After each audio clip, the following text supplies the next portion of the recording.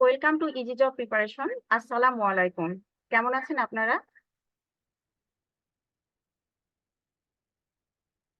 আশা করি ভালো আছেন। তো যদি আহ, আমি ইশরাত জাহান আজকে আপনাদের বাংলা ক্লাস নিব।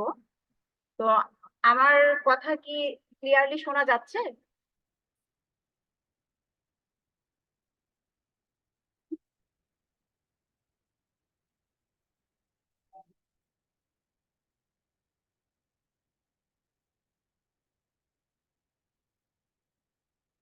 আচ্ছা, আমার কথা কি শোনা যাচ্ছে? আসলে সেন্ট্রালি মিউট করা ছিল তো।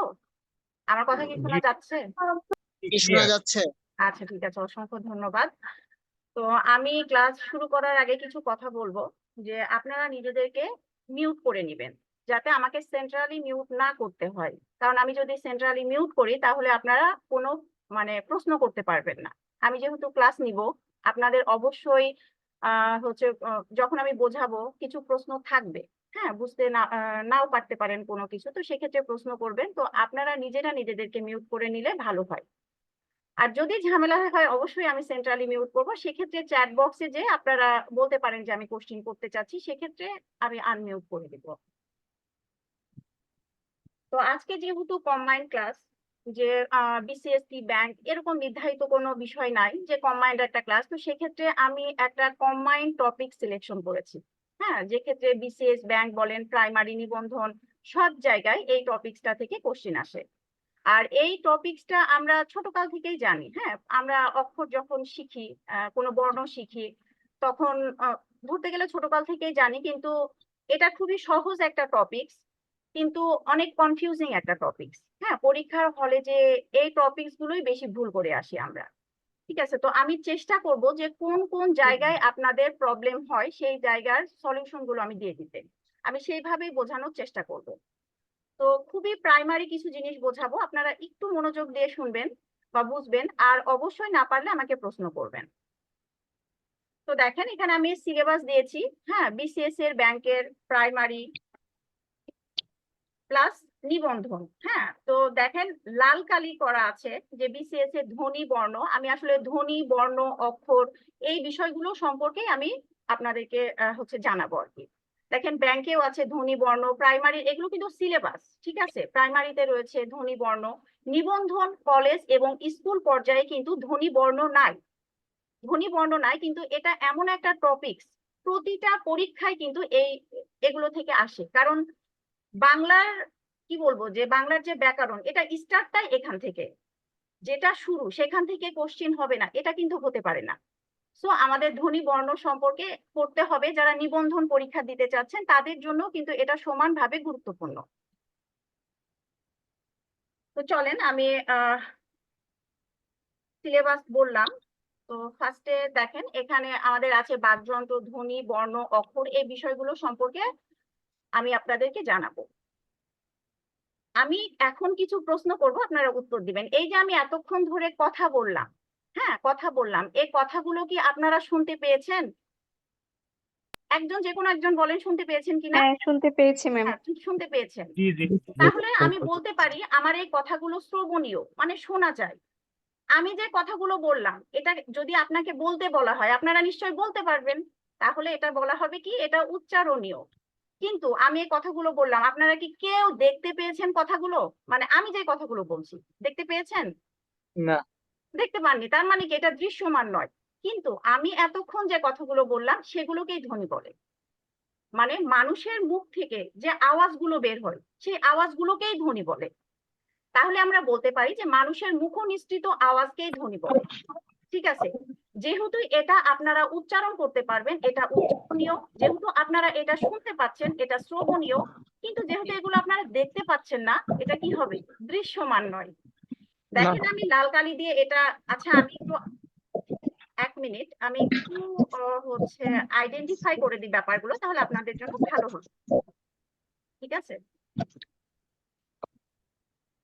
দেখেন এই যে ধ্বনি উচ্চারণীয়, শ্রবণীয় কিন্তু দৃশ্যমান নয়, এগুলো কিন্তু আপনাদের জানা দরকার। এখান থেকে কিন্তু প্রশ্ন আসে। প্লাস যেই জায়গায় লাল কালি দেওয়া আছে তার প্রত্যেকটা জায়গা থেকে প্রশ্ন আসে। আবার বলা হয়েছে ভাষার ক্ষুদ্রতম একককে ধ্বনি বলে। আমি এতক্ষণ যে ভাষা কি, আমার মনের ভাব প্রকাশের জন্যই তো আমি হচ্ছে ভাষা ব্যবহার করি, এই যে আমি যে হচ্ছে বাক্যগুলো বলছি সেগুলোর একটা শব্দ আছে, সেই শব্দটা তৈরি হয়েছে কিন্তু ধ্বনি দিয়ে। তাহলে কি হবে? অবশ্যই ভাষার ক্ষুদ্রতম এককে আমরা ধ্বনি বলবো। তাছাড়া আরো অনেক বিষয় রয়েছে, যে হচ্ছে শব্দের ক্ষুদ্রতম একক কি, বাক্যের ক্ষুদ্রতম একক কি, এরকম অনেকগুলো বিষয় রয়েছে যেগুলো আমি আরো পরবর্তীতে একটা ক্লাস নিয়ে একদম পরিষ্কার করে দিব। ঠিক আছে, তো এখন জেনে নেন যে ভাষার ক্ষুদ্রতম একক হচ্ছে ধ্বনি। তো ধ্বনিগুলোকে আসলে দুই ভাগে ভাগ করা যায়, সেটা হচ্ছে স্বরধ্বনি, ব্যঞ্জন ধ্বনি। ধ্বনি কিন্তু আমাদের উচ্চারিত রূপ, মাথায় রাখবেন আমরা যেগুলো কথা বলি সেগুলো ধ্বনি। ঠিক আছে, তো স্বরধ্বনি, ব্যঞ্জন ধ্বনি। বাংলা ভাষায় 37টি মৌলিক ধ্বনি রয়েছে, দেখেন 37টি মৌলিক ধ্বনি। এর মধ্যে স্বরধ্বনি 7টি, মৌলিক ব্যঞ্জন ধ্বনি 30টি, মানে মৌলিক স্বরধ্বনি 7টি, মৌলিক ব্যঞ্জন ধ্বনি 30টি। এই দুইটা মিলে হয় 37টি। যখন বলা হবে বাংলা ভাষায় মৌলিক ধ্বনি কয়টি, তখন হবে 37টি, কারণ এখানে আইডেন্টিফাই করে দেওয়া হয়নি স্বরধ্বনি না ব্যঞ্জন ধ্বনি। যদি বলা হয় মৌলিক স্বরধ্বনি কয়টি, 7টি, আর মৌলিক ব্যঞ্জন ধ্বনি 30টি, আর ধ্বনি হচ্ছে 37টি। তো এই যে কোন 37টি, কোন 7টি, কোন 30টি, আমি ধাপে ধাপে আপনাদের বুঝিয়ে দিব। শুধু এতটুকু মাথায় রাখবেন, মৌলিক ধ্বনি 37টি, মৌলিক স্বরধ্বনি 7টি, মৌলিক ব্যঞ্জন ধ্বনি 30টি। এখান থেকে কিন্তু প্রশ্ন আসে। তো ধ্বনি সম্পর্কে যেহেতু আপনারা জানলেন, তো ধ্বনির ভাগগুলো সম্পর্কে আমরা একটু ওর সংজ্ঞাগুলো একটু দেখি। ধ্বনি দুই ভাগে বিভক্ত আমি বলে দিলাম আপনাদের, স্বরধ্বনি আর হচ্ছে ব্যঞ্জন ধ্বনি। তো স্বরধ্বনি আমরা সবাই জানি, তবু আমি একবার সংজ্ঞাটা বলছি। সেটা হচ্ছে যে সকল ধ্বনি উচ্চারণের সময় ফুসফুস থেকে নির্গত বাতাস মুখের মধ্যে কোনোভাবে বাধাপ্রাপ্ত হয় না, তাদেরকে বলা হয় স্বরধ্বনি। আমরা যখন ধ্বনি উচ্চারণ করি তখন কিন্তু একটা বাতাস বের হয়, ফুসফুস থেকে বাতাস বের হয়। ঠিক আছে, এই বাতাসটা ধ্বনি উচ্চারণের সময় কোনো জায়গায় বাধাপ্রাপ্ত না হয়ে আমাদের মুখ দিয়ে বেরিয়ে যায়। বা এক কথায় বলা যায় ব্যঞ্জন ধ্বনির সহায়তা ছাড়াই আমরা যেই ধ্বনিগুলো উচ্চারণ করতে পারি সেগুলোকে স্বরধ্বনি বলে। স্বরধ্বনি কোনগুলো? স্বরেয়, স্বরেয়া, হ্রস্বই, দীর্ঘই, যেগুলো আমরা একদম ছোটকালে পড়াশোনা করেছি। ঠিক আছে, এই যে এগুলো হচ্ছে আপনার স্বরধ্বনি। আর ব্যঞ্জন ধ্বনি কি? ব্যঞ্জন ধ্বনি হচ্ছে এটা, ব্যঞ্জন ধ্বনি হচ্ছে এটা বাধাপ্রাপ্ত হয়, যখন উচ্চারণ করি তখন বাধাপ্রাপ্ত হয়। আবার অন্যভাবে বলা যায় ব্যঞ্জন ধ্বনি উচ্চারণের সময় স্বরধ্বনির সহায়তা লাগে। ঠিক আছে, মানে যে ধ্বনি উচ্চারণের সময় স্বরধ্বনির সহায়তা লাগে তাকে বলা হয় ব্যঞ্জন ধ্বনি। তো ব্যঞ্জন ধ্বনি কোনগুলো? এই যে ক, খ, গ, ঘ, যেগুলো আমাদের লেখা আছে, ক, খ, গ, ঘ, ঞ, আমি কয়েকটা শুধু লিখে দিয়েছি। তো এটা হচ্ছে ব্যঞ্জন ধ্বনি। তো নিশ্চয়ই আপনারা ধ্বনি সম্পর্কে ধারণা হলো। তো এবার চলেন এই যে বর্ণ সম্পর্কে কিছু বলি। হ্যাঁ, আমি মুখে বললাম ক, ক, আমি লিখলাম ক, কটা কি দেখতে পাচ্ছেন? অবশ্যই দেখতে পাচ্ছেন। আমি মুখে বললাম ক, ক যখন বললাম সেটা ধ্বনি, আর আমি যখন আপনারা এই যে আমি লিখলাম সেটা হচ্ছে বর্ণ। মানে ধ্বনি নির্দেশক প্রতীক বা চিহ্নকে বলা হয় বর্ণ। মানে এক কথায় বলা যায় ধ্বনির লিখিত রূপটাই বর্ণ। আমি যেটা উচ্চারণ করব সেটা ধ্বনি, আর আমি যেটা লিখব সেটা হচ্ছে বর্ণ। ঠিক আছে, এখন আমি বললাম ম, লিখলাম ম, আমি কি দুইটা জিনিস লিখলাম? আমি কিন্তু দুইটা লিখিনি, একটা লিখলাম। তার মানে আমি একটা ধ্বনি উচ্চারণ করলাম, লিখলাম একটা। তার মানে কি একটি ধ্বনিতে শুধু একটি প্রতীকই থাকে, মানে একটি প্রতীক বা বর্ণ থাকে। একটি ধ্বনি দিয়ে কখনো দুইটা প্রতীক হয় না। দেখেন কি, যদি কোশ্চিন আসে একটি ধ্বনিতে কয়টা প্রতীক বা বর্ণ থাকে, এটা আপনাদের মনেই রাখা দরকার না, শুধু বলবেন আমি যদি লিখি চ, নিশ্চয় এটা হচ্ছে একটা ধ্বনি, একটা প্রতীক হলো। সুতরাং বলা যায় যে ধ্বনি নির্দেশক প্রতীক বা চিহ্নকে বলা হয় বর্ণ, ধ্বনির লিখিত রূপকে বর্ণ বলে, আর একটি ধ্বনিতে একটি প্রতীক বা বর্ণ থাকে। এখন ধ্বনির যদি লিখিত রূপ বর্ণ হয়, ধ্বনি যদি দুই প্রকার হয়, অবশ্যই বর্ণ তিন প্রকার হবে না, বর্ণ দুই প্রকার হবে। কারণ আমরা যে স্বরধ্বনি বললাম সেই স্বরধ্বনিটার লিখিত রূপ হচ্ছে স্বরবর্ণ। দেখেন স্বরবর্ণ, স্বরে অ বললাম, আমি লিখলাম, তাহলে এটা কি হবে? স্বরবর্ণ। আমি অ বললাম স্বরে অ, এটা স্বরধ্বনি, কিন্তু আমি লিখলাম এটা স্বরবর্ণ। একইভাবে ব্যঞ্জন ধ্বনি লিখিত রূপকে কি বলা হয়? ব্যঞ্জন বর্ণ। ধরেন আমি বললাম চ, আমি বললাম ওটা ধ্বনি, আমি লিখলাম এটা বর্ণ। ঠিক আছে, ব্যঞ্জন বর্ণ। তো আপনাদের একটু বলি যে আপনারা কি ধ্বনি এবং বর্ণ সম্পর্কে আপনাদের কি ধারণা ক্লিয়ার হয়েছে? যদি একটু বলতেন তাহলে ভালো হয়।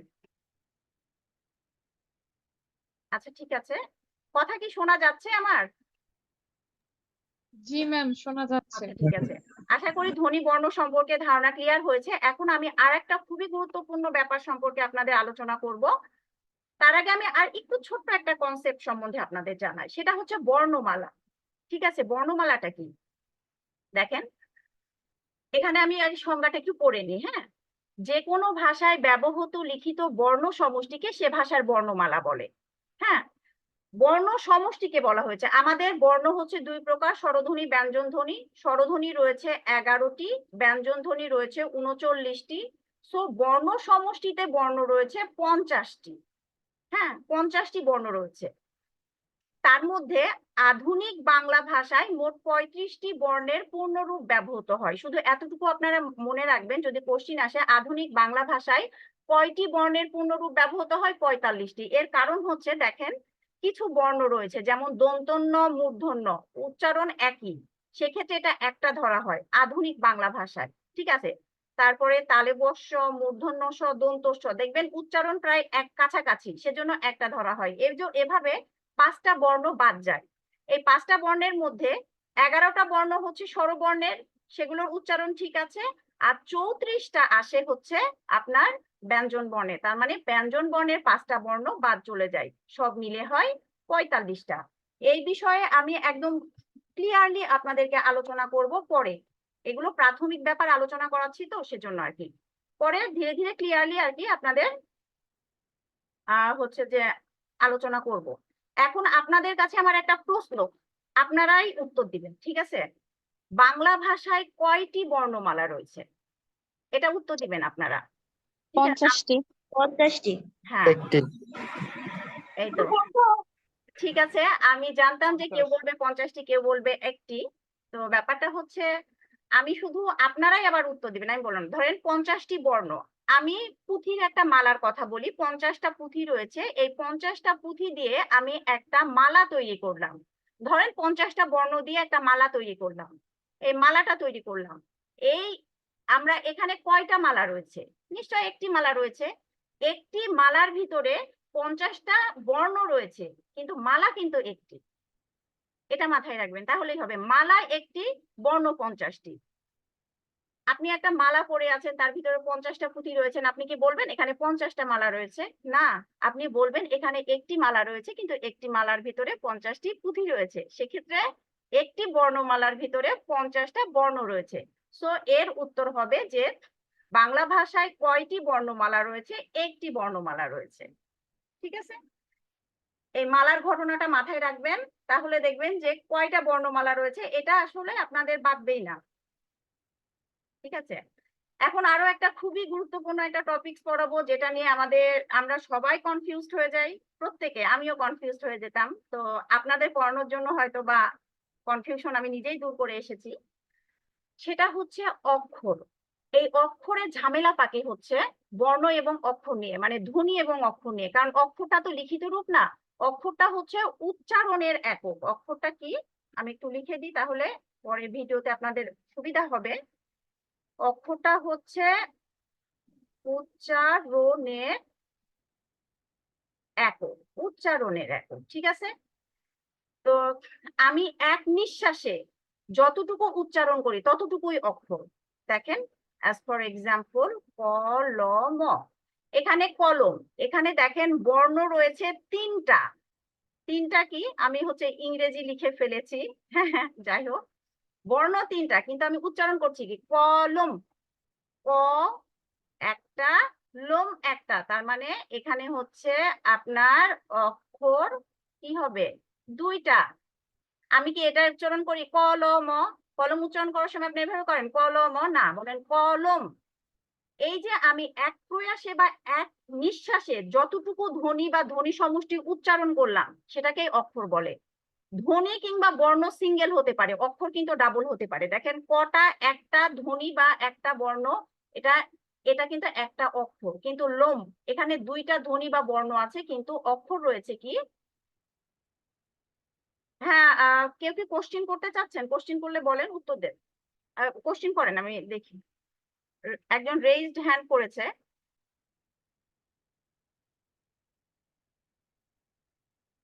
এটা কি সেন্ট্রালি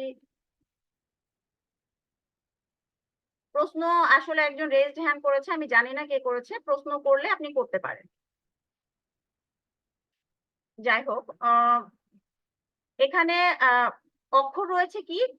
একটা। তাহলে কলমের অক্ষর হচ্ছে দুইটা। তো এখানে দেখেন বন্ধন, বন যোগ ধন, ঠিক আছে। বন্ধনে দেখেন ব দন্তের ন, ধ দন্তের ন, চারটা কি বর্ণ রয়েছে, কিন্তু অক্ষর রয়েছে দুইটা, কারণ বন্ধন উচ্চারণের সময় বন ধন হয়। এক এক নিঃশ্বাসে আমরা বন উচ্চারণ করি, আর এক নিঃশ্বাসে ধন উচ্চারণ করি। সেক্ষেত্রে এখানে হচ্ছে অক্ষর হচ্ছে দুইটা, ঠিক আছে। তো অক্ষর আসলে দুই ভাগে বিভক্ত। একটা হচ্ছে স্বরান্ত অক্ষর, মানে যে অক্ষরের শেষে মুক্তভাবে স্বরধ্বনি উচ্চারিত হয় তাকে স্বরান্ত অক্ষর বলে। যেমন মা মা, মুক্তভাবে স্বরধ্বনি থাকতে পারবে। আমি মামা এই শব্দটা যদি বিশ্লেষণ করি, এখানে রয়েছে ম হসন্ত যোগ আ যোগ ম হসন্ত যোগ আ। দেখেন মা মা, আকারটা লাস্টে আছে, তার মানে এটা হচ্ছে স্বরান্ত অক্ষর। প্লাস ব্যঞ্জনান্ত অক্ষর হচ্ছে যে অক্ষরের শেষে ব্যঞ্জন ধ্বনি উচ্চারিত হয়। দেখেন আমি কলম উচ্চারণ করার সময় কিন্তু বলি না কলম, কলম, থেমে যায়। এটা হচ্ছে ব্যঞ্জনান্ত অক্ষর। তো এগুলোরও একটা ট্রিক্স আছে, আমি সেগুলো আপনাদের শিখাবো। জাস্ট এটা আমি পড়িয়ে যাচ্ছি, পরে আপনারা অক্ষর খুব সহজে নির্ণয় করতে পারবেন, এরকম কিছু কৌশল আমি আপনাদেরকে শিখিয়ে দিব।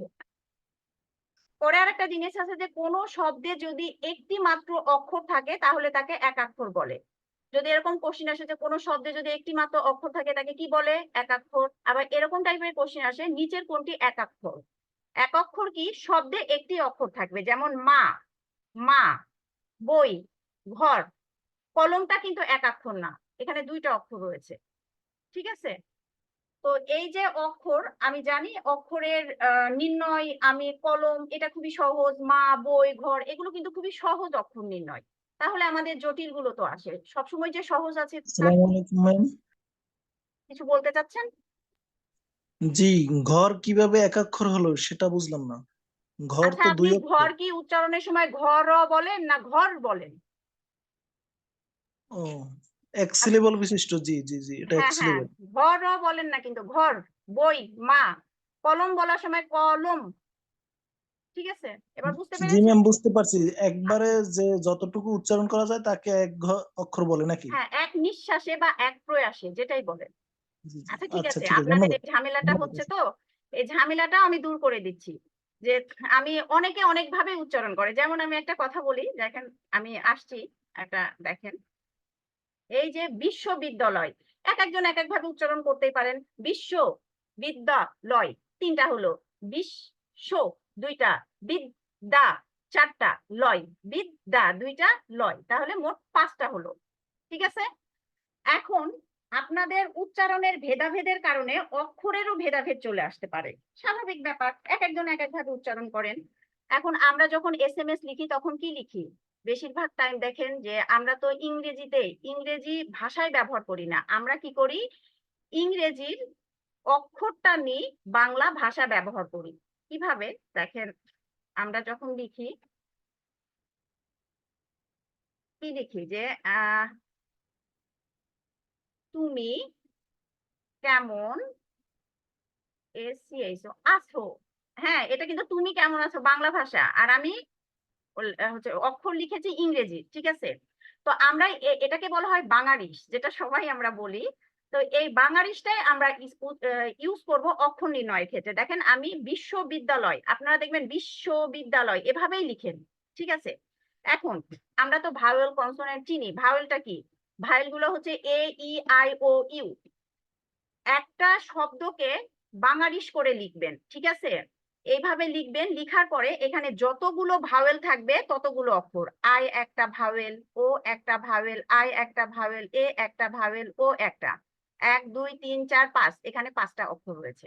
আপনারা নিজেরাই ট্রাই করতে কর্নেল উচ্চারণটা কিন্তু দেখবেন, কর্নেলের বানান কিন্তু কলোনেল, সিও LONEL, ঠিক আছে, COLONEL, এটা কিন্তু নিবেন না, কর্নেল। দেখেন সি আপনারা নিজেরাও লিখেন OR, এটা RNEL, কেউ এটা কেও দেয় সমস্যা নয়, KORNEL, কেটা তো আপনার কনসোনেন্ট। এখন দেখেন এখানে কয়টা ভাওয়েল আছে, একটা দুইটা, তাহলে কর্নেল দেখেন দুইটা অক্ষর রয়েছে। হ্যাঁ, একইভাবে ফার্ম গেটও আপনি লিখে ফেলতে পারেন। আরেকটা হচ্ছে নাতিশীতোষ্ণ মণ্ডল, যেটা একটা পরীক্ষায় আসছিল, এটা আপনারা লিখে ফেলতে পারেন। তাহলে দেখবেন যে যতগুলো ভাওয়েল ততগুলো অক্ষর। এখানের একটা ব্যাপার আছে, বইয়ে দেখেন দুইটা ভাওয়েল কিন্তু অক্ষর একটা, তাহলে কেন? এর কারণ হচ্ছে আপনার যখন দুইটা ভাওয়েল পাশাপাশি বসবে তখন একটা ধরে নিবেন। হ্যাঁ, বই দুইটা পাশাপাশি বসতে হবে, কিন্তু একটা অক্ষর পর পর বসলে চলবে না, পাশাপাশি। দেখেন ও আই পাশাপাশি রয়েছে, একটা ধরবেন, তাহলে বই একটা। তারপরে ঘর, আমি যদি GHOR ঘর ধরি, দেখেন একটা ভাবেন, ঘর একটা অক্ষর। পরীক্ষা, পরীক্ষা লিখলাম PORI, পরীক্ষা। হ্যাঁ, এটা একটা, এটা একটা, এটা একটা। দেখেন পরীক্ষা, আপনি পরীক্ষা, তিনটা ভাবেল তিনটা অক্ষর। আপনারা কি বুঝতে পেরেছেন ব্যাপারটা? মানে একটা শব্দ এভাবে লিখবেন, বাংলাদেশ ভাবে লিখবেন, লিখে যতগুলো ভাওয়েল থাকবে ততগুলো অক্ষর হবে। পাশাপাশি দুইটা ভাওয়েল থাকলে কি হয়ে যাবে, একটা ধরে নিবেন, তাহলে আপনাদের অক্ষর বের হয়ে যাবে। খুবই সিম্পল একটা টেকনিক, এবং এটা যত জায়গায় কাজে লাগাবেন সব জায়গায় কাজে লাগবে। এখন আপনারা বলতে পারবেন আমি যদি বানান একটু উল্টাপাল্টা লিখি, অনেকে ধরেন এখানে বিশ্ব চাপায়ের যারা মানুষ তারা কি লেখে বিশ্ব, এই শোটা কেটে দিলেন, কিন্তু আপনার ভাওয়েলের পরিমাণটা কমবে না, কনসোনেন্টের পরিমাণ আলাদা হতে পারে। আমরা তো ভাওয়েল দিয়ে অক্ষর নির্ণয় করব, কনসোনেন্ট দিয়ে না, ঠিক আছে? এখন আরেকটা আমি জিনিস আপনাদের দেখাচ্ছি, দেখেন শ্রেণী বিভাগ, এটা একটু আপনারা জেনে রাখবেন। অক্ষরের শ্রেণী বিভাগ কি, একটা হচ্ছে স্বরান্ত, ব্যঞ্জনান্ত। হ্যাঁ, এখানে কি হয়েছে বলেছে যে মুক্তভাবে স্বরধ্বনি উচ্চারিত হলে, এটারও একটা টেকনিক আছে। টেকনিকটা কি, যখন কোনো ওয়ার্ড লিখবেন ওই যে বাংলাদেশ ভাবে, লাস্টে যদি ভাওয়েল থাকে তাহলে সেটা হবে স্বরান্ত, লাস্টে যদি কনসোনেন্ট থাকে তাহলে সেটা হবে ব্যঞ্জনান্ত। ঠিক আছে? কিভাবে দেখেন, এটা আর একটা মনে রাখার ট্রিক, ভাওয়েল কিন্তু কম, AEIOU, স্বরান্ত স্বরধ্বনিও কম 11টা, কনসোনেন্ট কিন্তু বেশি, ব্যঞ্জন ধ্বনিও কিন্তু বেশি। তার মানে কি, ভাওয়েল থাকলে সেটা স্বরান্ত অক্ষর, কনসোনেন্ট থাকলে সেটা ব্যঞ্জনান্ত অক্ষর। এটা যদি এক্সাম্পল হিসেবে নিলে, মামা, MAMA, দেখেন ভাওয়েল। কলম, KOLOM, এটা কি, কনসোনেন্ট। আপনি দিন লিখেন DIN, রাত লিখেন RAT, দেখেন রাত্রি, RATRI, আই কি, এটা স্বরান্ত। আবার রাতি লিখেন RAT, টি কনসোনেন্ট। ঠিক আছে, এই টেকনিকটা অ্যাপ্লাই করবেন। হ্যাঁ, অবশ্যই আপনারা দেখবেন যে হচ্ছে হবে, অবশ্যই সব একদম সঠিকই হবে, ভুল হবে না। হ্যাঁ, এটা তো পরীক্ষিত বলেই আমি বললাম, এটা সঠিক হবে, ভুল হবে না। তারপরে জি ম্যাম, অসংখ্য ধন্যবাদ আপনাকে। হ্যাঁ হ্যাঁ, নাতিশীতোষ্ণ মণ্ডলে আর একটা জিনিস দেখেন, নাতিশীতোষ্ণ মণ্ডলে কি করবেন জানেন, আপনারা নিজেরাই করেন, বসে থেকে থেকে করেন। আমি বলে দিলাম 7টা অক্ষর রয়েছে, আপনারা নাতিশীতোষ্ণ মণ্ডলকে বাংলাদেশ ভাবে লিখেন। আমার ক্লাস করতে করতে ভুল যদি হয় তাহলে আমাকে একটু বলেন যে ম্যাম আপনি একটু ভুল বলেছেন বা আপনার পদ্ধতিটা খারাপ, ঠিক আছে? তারপরে আমি আবার দেখবো 7টা আমি বলে দিলাম, আপনারা একটু দেখেন। হ্যাঁ, আমি পরের কনসেপ্টে চলে যাচ্ছি। এখন পরের কনসেপ্ট হচ্ছে, এটাও খুবই গুরুত্বপূর্ণ একটা কনসেপ্ট, এখান থেকে বহুবার কোশ্চিন আসছে, ঠিক আছে, বহুবার কোশ্চিন আসছে। তো এই যে আমি এতক্ষণ ধরে ধ্বনি উচ্চারণ করছি আপনাদের সামনে, বক বক করেই যাচ্ছি, করছি না? এই যে বক বক করে যাচ্ছে, এই কথাগুলোকে এমনি এমনি বের হচ্ছে। আপনি এক গ্লাস পানি টেবিল থেকে তুলবেন, উপরে তুলবেন বা নিয়ে খাবেন, আর পানিটা কি এমনি এমনি আপনার মুখে চলে আসবে? কোনো কিছু সাহায্য ছাড়াই কি আসছে? কোনো কিছু সাহায্য ছাড়া কিন্তু আসে না, আপনার হাতের সাহায্য লাগে। ঠিক এই যে আমি এতক্ষণ ধরে আপনাদের কথা শোনাচ্ছি বা বিভিন্ন ইনফরমেশন দিচ্ছি, তথ্য দিচ্ছি, এই যে আমি ধ্বনিগুলো উচ্চারণ করছি এগুলো কিন্তু এমনি এমনি আসছে না, বিভিন্ন জিনিসের সহায়তা আসছে, আমাদের বিভিন্ন যে অঙ্গ প্রত্যঙ্গ রয়েছে, বাক প্রত্যঙ্গ রয়েছে, সেগুলোর সহায়তা লাগছে। ঠিক আছে, এই যে যতগুলো অঙ্গ প্রত্যঙ্গের সহায়তায় আমি ধ্বনি উচ্চারণ করছি তাদের একত্রে বলা হয় বাকযন্ত্র। ঠিক আছে, দেখেন এখানে বইয়ের ভাষায় কি ধ্বনি উচ্চারণ করতে যেসব প্রত্যঙ্গ কাজে লাগে সেগুলোকে একত্রে বাকযন্ত্র বলে। তো আমাদের পরীক্ষায় সাধারণত আসে যে বাকযন্ত্রের ভিতরে অন্তর্ভুক্ত কোনটি, 4টা অপশন দিয়ে দিল, 3টা বাইরে থেকে বললো, একটা হচ্ছে বাকযন্ত্রের অন্তর্ভুক্ত বললো। তাহলে আপনি অবশ্যই বাকযন্ত্রের অন্তর্ভুক্ত অঙ্গ প্রত্যঙ্গ গুলো সম্পর্কে আপনার জানা থাকলে আপনি সহজেই প্রশ্নটা পেরে যাবেন। তো এই অন্তর্ভুক্ত কোনগুলো আমি চিত্রের সাহায্যে একটু দেখিয়ে দিচ্ছি। এই চিত্রটা আপনারা সবাই জানেন, কারণ বাংলা সেকেন্ড পেপারের যে নবম দশম শ্রেণীর বোর্ড বই রয়েছে সেই বোর্ড বই এই চিত্রটা রয়েছে। আমাদের বাক প্রত্যঙ্গ গুলো কোনগুলো দেখেন, আমরা যখন কি শ্বাস প্রশ্বাস বা বাতাস ছাড়া কি ধ্বনি উচ্চারণ হবে না, বাতাস উৎপন্ন হয় ফুসফুসে। এই ফুসফুস থেকে শুরু করে দেখেন এখানে খাদ্যনালী, এই যে স্বরযন্ত্র রয়েছে, স্বরযন্ত্র দেখা যাচ্ছে না, এর ভিতর দিয়ে কিন্তু আপনার বাতাসটা না গেলে কিন্তু ধ্বনিটা উচ্চারণ হতো না। হ্যাঁ, এখান থেকে কিন্তু ধ্বনির উৎপন্ন হয়। এই যে আমি শব্দগুলো বের হয় না, আপনি মুখে এরকম করবেন, বাঁশি বাজানোর চেষ্টা করবেন, অনেকের হয় অনেকের হয় না, কিন্তু একটা ওই যে বাঁশিতে ফু দিবেন দেখবেন যে এমনি সবাই সাউন্ড করতে পারে। কেন? ওটা ওখানে যে সাউন্ড হবে এরকম জিনিস দেয়াই থাকে। ঠিক এই যে স্বরতন্ত্র, এখান দিয়েই বাতাসটা বের হয় বলেই আমাদের ধ্বনিগুলো উচ্চারণ হয়, শব্দগুলো দেখা যায়। এই যে আমি কথা বলছি, অনেকেই বলে আমার বলে মাইক টাইক লাগে না, আমি বলে অনেক জোরে জোরে কথা বলি। ঠিক আছে, তার মানে আমার ওই স্বরতন্ত্র থেকে অনেক জোরে সাউন্ডটা আসে।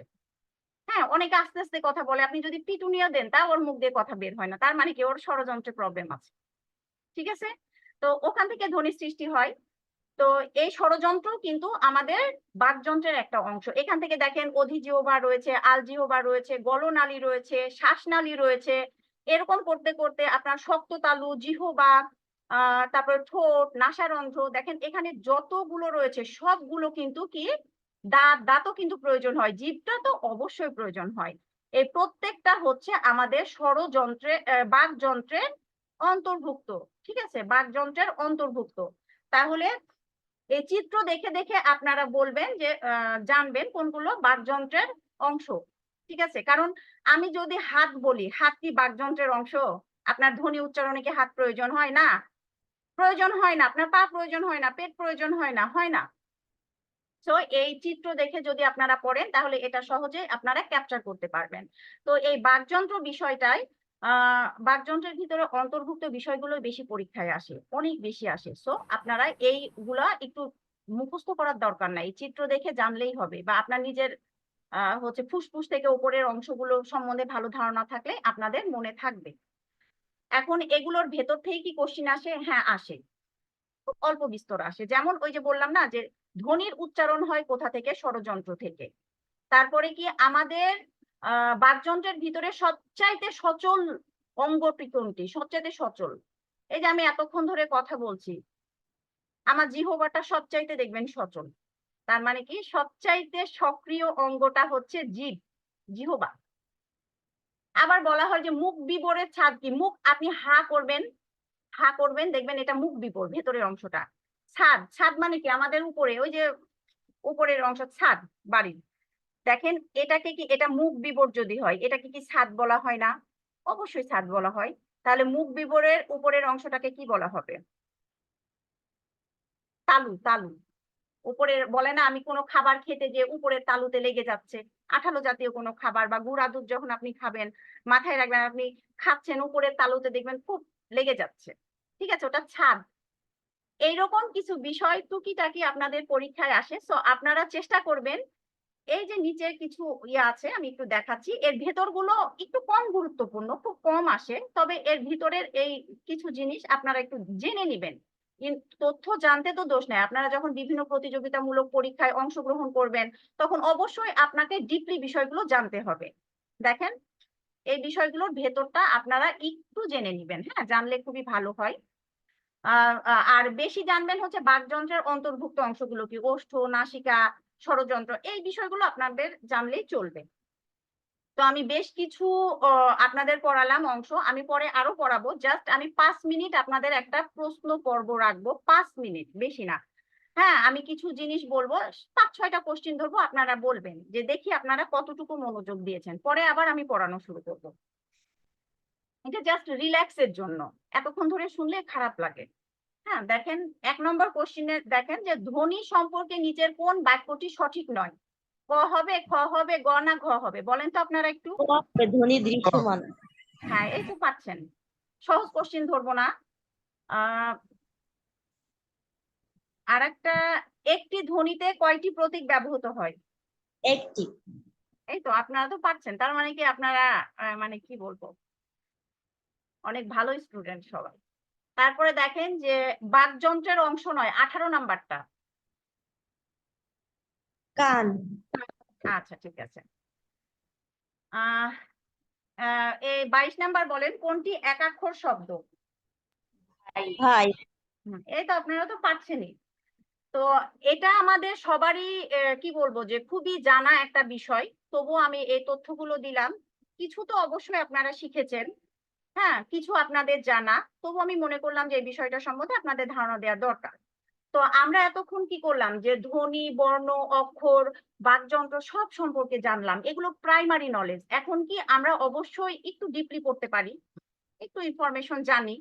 তো যেহেতু ধ্বনি 2 প্রকার, স্বরধ্বনি, ব্যঞ্জন ধ্বনি, অবশ্যই আমি আপনাদেরকে প্রথমে স্বরধ্বনি সম্পর্কে কিছু জানাবো। হ্যাঁ, এখানে কিন্তু বিষয়গুলো সহজ, হ্যাঁ, কিন্তু ওই যে কনফিউজড হয়ে যান, এই কনফিউশন শুরু এখান থেকে।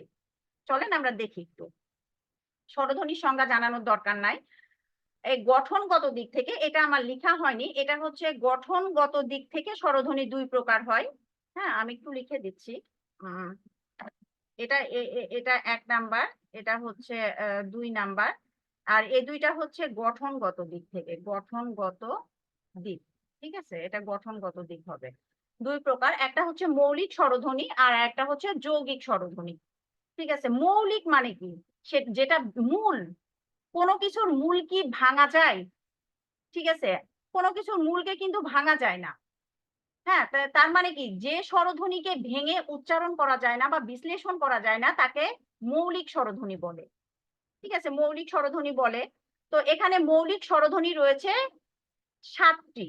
আমি এর আগে ধ্বনি পড়ানোর সময় আপনাদের বললাম যে মৌলিক স্বরধ্বনি কয়টা? 7টা। কোন 7টা সেটা কিন্তু বলেন। দেখেন, মৌলিক স্বরধ্বনি 7টি। স্বরে অ, স্বরে আ, হ্রস্ব ই, হ্রস্ব এ, এ, ও। এখন আমরা এই 6টার সাথে পরিচিত, কিন্তু এর সাথে পরিচিত না। ঠিক আছে, ধ্বনিতত্ত্ববিদ ডক্টর মোহাম্মদ আব্দুল হাই বাংলা মূল স্বরধ্বনি তালিকায় নতুন এ ধ্বনি প্রতিষ্ঠা করেন। তো আমরা এটা কোথায় পাই? উচ্চারণের ক্ষেত্রে পাই। দেখেন, আপনি কাউকে বললেন ওই জিনিসটা দেখো, আপনি কি বলেন ওই জিনিসটা দেখো? দেখো কি বলেন? বলেন না, বলেন দেখো। এই যে এই এটাকে কিন্তু আবার এই হিসাবেও লেখা হয়, সেটা কনফিউজড হবে না, এই একে এটা হিসাবেও লেখা যায়। ঠিক আছে, তাহলে এই যে দেখো, এটা না বলে আমরা বলি দেখো, তাহলে কি ধ্বনিটা তো অবশ্যই আছে। তো ধ্বনিটা আপনারা মাথায় রাখবেন, এই সংজ্ঞাটা মাথায় রাখবেন, মৌলিক স্বরধ্বনি 7টি মাথায় রাখবেন, এবং সবচাইতে গুরুত্বপূর্ণ বিষয় হচ্ছে মৌলিক স্বরধ্বনি গুলো কি কি সেটা অবশ্যই মাথায় রাখবেন। এগুলো মাথায় রাখবেন। আর এই ধ্বনিটি করেছে ডক্টর মোহাম্মদ আব্দুল হাই। এখান থেকে কোশ্চিন আসে যে বাংলায় মূল স্বরধ্বনির তালিকায় নতুন ধ্বনি প্রতিষ্ঠা করেন কে? সেটা হচ্ছে ডক্টর মোহাম্মদ আব্দুল হাই। এটা অবশ্যই অবশ্যই আপনাদের মাথায় রাখতে হবে। ঠিক আছে, এখন মৌলিক স্বরধ্বনি মানে মূল, মৌলিক স্বরধ্বনি মানে মূল, আমরা তো আচ্ছা, আর একটা আমি কথা বলি, আপনারা একটু বলেন মৌলিক স্বরধ্বনি 7টা, আমি সেটা বললাম। আমি যদি এখন বলি মৌলিক স্বরবর্ণ কয়টা, আপনারা একটু উত্তর দেন তো, মৌলিক স্বরবর্ণ কয়টা? দেখি ধ্বনি বর্ণের মধ্যে আপনাদের কনফিউজড হয়ে যাওয়ার যে ব্যাপারটা, এটা তৈরি হয় কিনা। মৌলিক স্বরবর্ণ কয়টা? 7টা। 7টা? আমি দেখে নিয়ে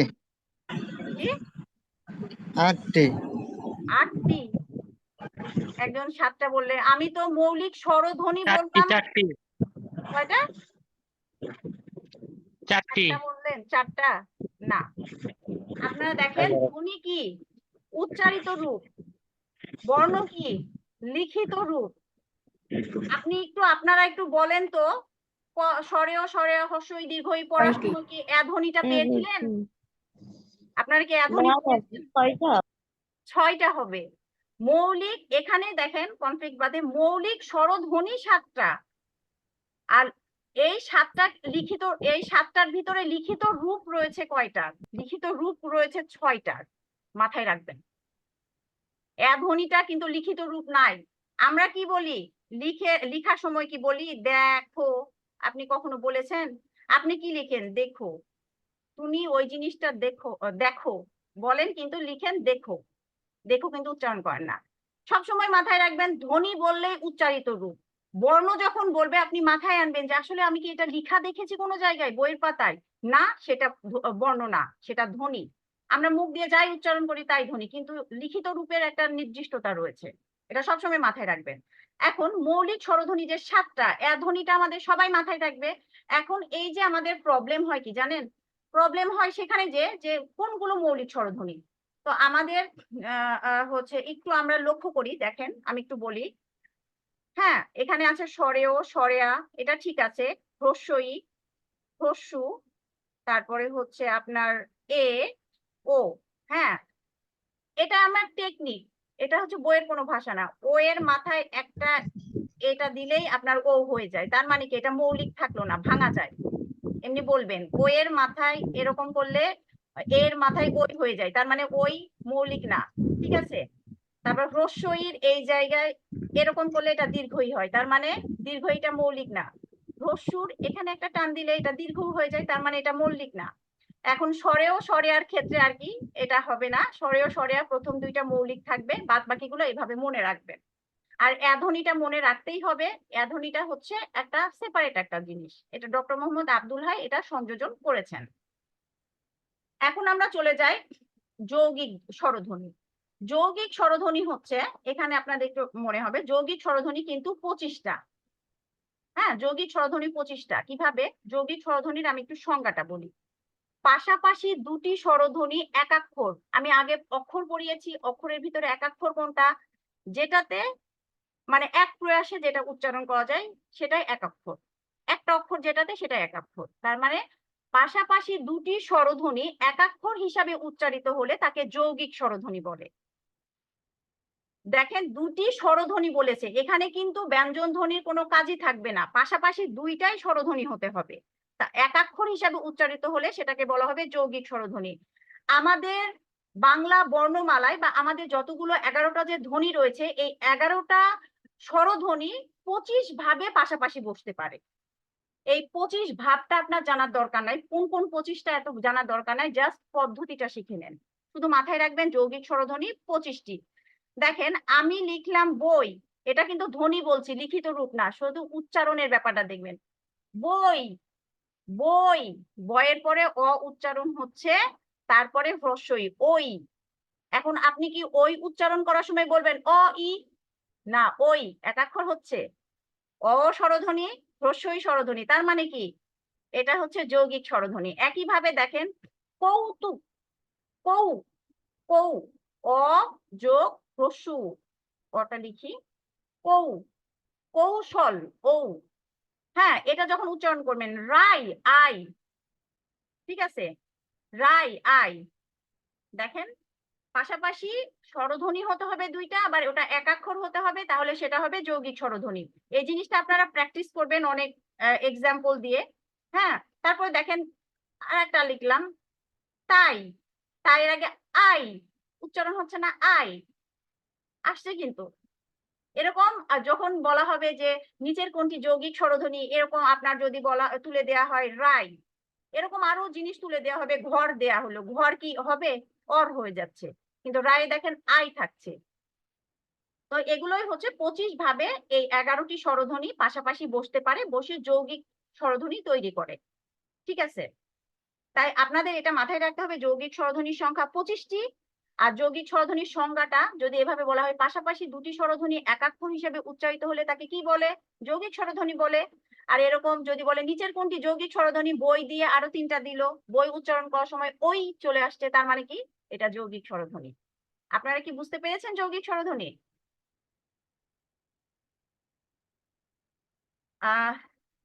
যৌগিক স্বরধ্বনি 25টি। এবার আপনারা অবশ্যই অবশ্যই উত্তর দিবেন, যৌগিক স্বরবর্ণ কয়টি? 2টি। আচ্ছা ঠিক আছে, 2টি। এর অর্থ কোন কোন 2টি একটু বলেন তো আপু। ওই এবং ও। ওই ও, ঠিক আছে। এটা কিভাবে হচ্ছে এখানে একটু দেখাই দিই, ঠিক আছে। এই যে ওটা, ও অ হস্যু হচ্ছে, ও এটা ও না, আপনার যখন এটা দেয়া হয় এটা ও না, ও এর হচ্ছে ও কার, ও এর হচ্ছে সংক্ষিপ্ত রূপ, ঠিক আছে। ও হচ্ছে, তার মানে কি এই ওটাকে আমি ও হিসাবে লিখতে পারি, আপনি এই আইটাকে কি লিখতে পারবেন? পারবেন না। তার মানে কি 25টা যৌগিক স্বরধ্বনির মধ্যে শুধুমাত্র 2টা যৌগিক স্বরধ্বনিকে আমরা বর্ণ হিসাবে মানে প্রতীক পাই বা বর্ণ হিসাবে লিখতে পারি, ঠিক আছে, লিখিত রূপ রয়েছে। এর জন্য যৌগিক স্বরধ্বনি যদিও 25টা, যৌগিক স্বরবর্ণ হবে 2টা। এখনো এই 2টার ভিতরে একটু কনফ্লিক্ট বাধে, সেই কনফ্লিক্টটা আমি একটু দূর করে দিচ্ছি। সেটা হচ্ছে আমি একটু বলছি, দেখেন এটা হচ্ছে ও, হ্যাঁ ও, অ যোগ হ্রস্ব, আবার অনেক জায়গায় আছে ও যোগ হ্রস্ব, আবার আছে ওই, অ যোগ হ্রস্বই বা ও যোগ হ্রস্বই। এখন আপনাদের প্রশ্ন হচ্ছে এটা থাকলে কি দিব? মূলত ও এ অযোগ হ্রস্ব হয়, অযোগ হ্রস্বই হয়। এটা যদি না থাকে, এটা থাকলে এটা দিবেন, আর যদি 2টাই থাকে তাহলে প্রথমটা দিবেন, ঠিক আছে। ধরেন একটা ইয়াতে বললো যে ও, এটা ভেঙে কি হবে, হ্যাঁ এই 2টাই থাকলো আরো 2টা থাকলো, আপনি প্রথমটা দিবেন, কিন্তু এটা থাকলো না তখন দ্বিতীয়টা দিবেন, এটা থাকলো না দ্বিতীয়টা দিবেন। তার মানে এটা যদি 3 স্টার হয়, এটা হচ্ছে 2 স্টার, মানে এটা পরের ধাপ, ঠিক আছে। আপনারা এটা মাথায় রাখবেন। এই জায়গায় অনেক প্রশ্ন তৈরি হয়, অনেক ঝামেলা হয়, তো এভাবে আর কি, যে আপনার মেনটা হচ্ছে স্বরেয় যোগ হ্রস্বই, স্বরেয় যোগ হ্রস্ব। আর যদি না থাকে তাহলে ও, অ এর জায়গায় ও ব্যবহার করবেন। এরও একটা কারণ রয়েছে, দেখেন আমরা বলছি, হ্যাঁ কারণটা হচ্ছে আমরা লিখছি অতি, আসলে আমরা অতি কি বলছি? অতি, অতি, অতি না, কিন্তু আমি কিন্তু কি বলছি? অতি, ঠিক আছে। মানে আমরা ধ্বনি উচ্চারণ, আমরা যেহেতু ধ্বনি পড়ছি, ধ্বনি উচ্চারণের সময় যে যে এটা কিন্তু অ এর ব্যবহার হয়, যখন আপনি উচ্চারণ করবেন তখন কিন্তু আসে অ, ও এর মতো উচ্চারণ হয়, বুঝতে পেরেছেন। সেজন্যই অ এর মানে হচ্ছে সাপ্লিমেন্টারি হিসাবে আমরা ও ব্যবহার করতে পারি, কিন্তু অ যদি উপস্থিত থাকে তাহলে কিন্তু আমাদের ও ব্যবহার করার কোনো প্রয়োজন নাই। তো এটা আপনারা সবসময় মাথায় রাখবেন। তো এই যে যৌগিক স্বরধ্বনিটা পড়লাম, আমরা তাহলে কি হলো, মৌলিক স্বরধ্বনি 7টি, মৌলিক স্বরবর্ণ 6টি, যৌগিক স্বরধ্বনি 25টি, যৌগিক স্বরবর্ণ 2টি। মাথায় রাখবেন, এই ধ্বনি বর্ণ নিয়ে বিশাল ঝামেলা বাঁধে, তো এই জিনিসগুলো মাথায় রাখবেন। এখন আসলো অনুনাসিক স্বরধ্বনি কি। অনুনাসিক স্বরধ্বনির সংজ্ঞা রয়েছে এখানে। তো অনুনাসিক স্বরধ্বনি বোঝার একটা খুবই সিম্পল ওয়ে হচ্ছে, আপনি স্বরধ্বনির ওপরে চন্দ্রবিন্দু বসাই দিলেই আমরা কি হয়, সেটা অনুনাসিক স্বরধ্বনি হয়ে যায়। দেখেন এখানে বলা রয়েছে যে স্বরধ্বনির এই অনুনাসিকতা বোঝাতে স্বরবর্ণের উপর চন্দ্রবিন্দু ব্যবহৃত হয়। তাহলে যদি এরকম হয় যে স্বরধ্বনির অনুনাসিকতা বোঝাতে কোন বর্ণের উপর চন্দ্রবিন্দু ব্যবহৃত হয়, সেটা স্বরবর্ণের উপর। মূলত আমরা মৌলিক স্বরধ্বনির উপরে চন্দ্রবিন্দু ব্যবহার করে থাকি। আপনি কখনো দেখবেন না ও এর উপরে চন্দ্রবিন্দু, কখনো দেখবেন না ও এর উপরে চন্দ্রবিন্দু, কখনো কোনো জায়গায় আপনারা পাবেন না রি এর উপরে চন্দ্রবিন্দু। তাই বলা হয় মৌলিক স্বরধ্বনির উপর চন্দ্রবিন্দু দিলে আমরা অনুনাসিক স্বরধ্বনি পেয়ে থাকি। অনুনাসিক স্বরধ্বনি দেখেন না, এগুলো কখন, এটা আসলে কি, আমরা যখন মৌলিক স্বরধ্বনি বা স্বরধ্বনি উচ্চারণ করি তখন আমাদের মুখ দিয়ে বাতাস বের হয়, ঠিক আছে। আর যখন অনুনাসিক হয় তখন সেটা নাক দিয়েও কিছুটা বাতাস বের হয়, হয় না? কেউ ঢঙে কথা বলে, আপনি যদি বলেন যে আপনি কি যাবেন না, তুমি যাবো না, এভাবে কিন্তু অনেক বলে না যে মেয়েটা খুব ঢঙি, নাকে কথা বলে।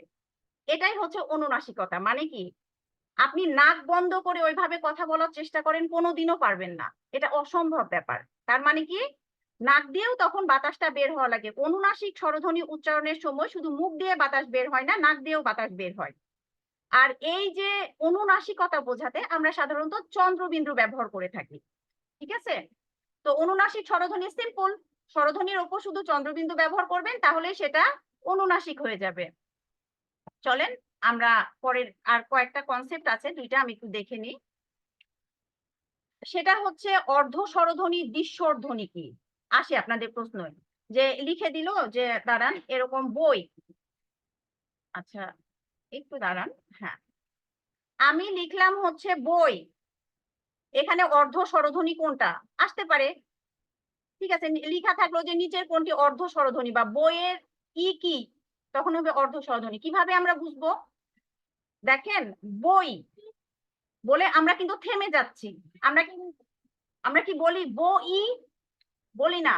যখন থেমে যাবেন তার লাস্টেরটাই অর্ধ স্বরধ্বনি। যেমন মই, হর্ষই, ঢেউ, চাই, যাও, লাউ, আমরা উচ্চারণ করি না লা উ। বাংলা ভাষায় অর্ধ স্বরধ্বনি 4টি, হ্রস্বই, হ্রস্ব, এ এবং ও। এর পিছনে হসন্ত দেওয়ার কারণ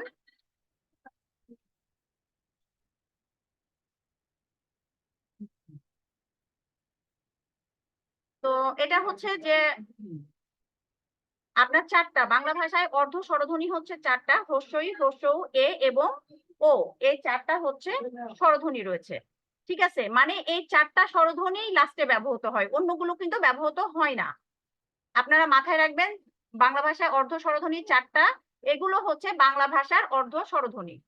ঠিক আছে, এখন আমরা যখন একাক্ষর উচ্চারণ করি, দেখেন কি ভাই, এই একাক্ষর গুলোর লাস্টের অংশই কিন্তু কি হবে অর্ধ স্বরধ্বনি। যেমন ভাই, ভাইয়ের কি হয় এই যে ই লাস্টে।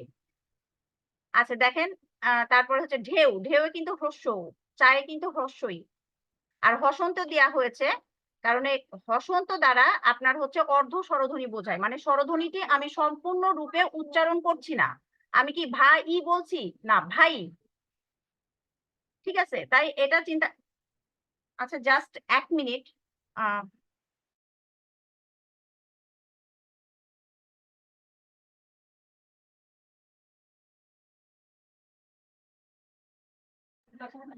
সরি, আসলে আমার ছোট একটা মেয়ে আছে তো সেই কারণে আর কি একটু ঝামেলা হচ্ছিল। আহ যাই হোক, অর্ধ স্বরধ্বনি তাহলে আপনারা কি বুঝতে পেরেছেন? অর্ধ স্বরধ্বনি পুরোপুরি উচ্চারিত হয় না, ওখানেই থেমে যাবে। ঢেউ, চাই, যাও, লাউ। ঠিক আছে, প্রত্যেকটা যৌগিক স্বরধ্বনি কিন্তু স্বরধ্বনির লাস্টের অংশটাই কিন্তু অর্ধ স্বরধ্বনি, প্রত্যেকটা যৌগিক স্বরধ্বনি। দেখেন আমি একটু দেখাই, এই যে এখানে যৌগিক স্বরধ্বনি দেখেন তো, রায়ের আই, আইটা কি হ্রস্বইটা কিন্তু অর্ধ স্বরধ্বনি। ঠিক আছে, ওই, ওই এর হ্রস্বইটা অর্ধ স্বরধ্বনি, ও হ্রস্বটা অর্ধ স্বরধ্বনি।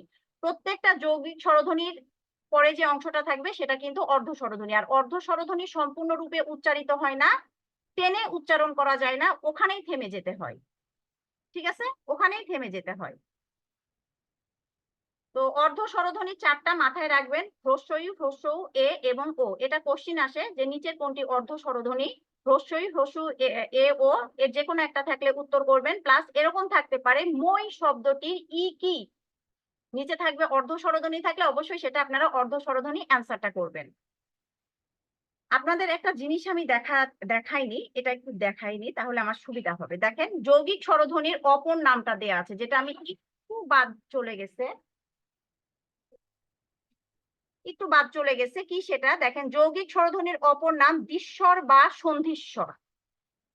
হ্যাঁ, দ্বিস্বর বা সন্ধিস্বর একটু মাথায় রাখেন। এখন আমি দ্বিস্বর ধ্বনি পড়াবো।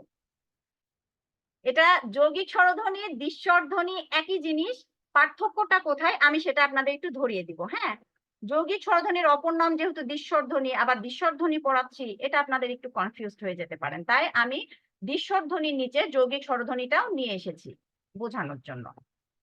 এখন ধরেন এক জায়গায় দুইটা মানুষকে যাওয়া লাগবে। ঠিক আছে, দুইটা মানুষ, একটা ছেলে এবং একটা মেয়ে যাওয়া লাগবে। এক জায়গায় একটা ছেলে একটা মেয়ে আছে।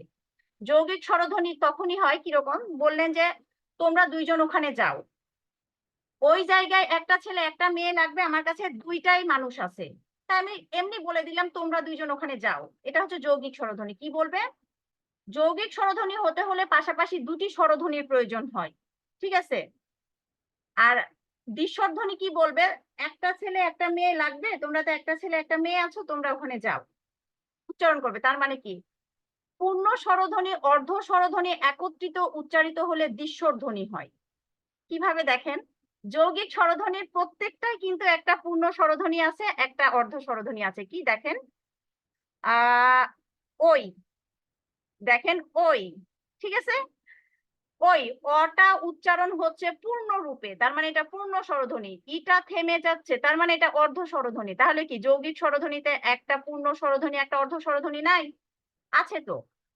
এবার দেখেন রুই, রুইয়ে উই আছে, উইয়ে হ্রস্ব উ হচ্ছে পূর্ণ স্বরধ্বনি, এটা হচ্ছে কি অর্ধ স্বরধ্বনি। মানে দুইটা জিনিস একই, জাস্ট এখানে সংজ্ঞাতে বলা হয়েছে পূর্ণ স্বরধ্বনি ও অর্ধ স্বরধ্বনি একত্রে উচ্চারিত হলে কি হয়? দ্বিস্বরধ্বনি। আর এখানে বলা হয়েছে পাশাপাশি দুটি স্বরধ্বনি একাক্ষর হিসাবে উচ্চারিত হলে তাকে যৌগিক স্বরধ্বনি বলে। আচ্ছা, দ্বিস্বরধ্বনির কি একাক্ষর উচ্চারণ হবে না? অবশ্যই হবে। উই কি দুইটা অক্ষর?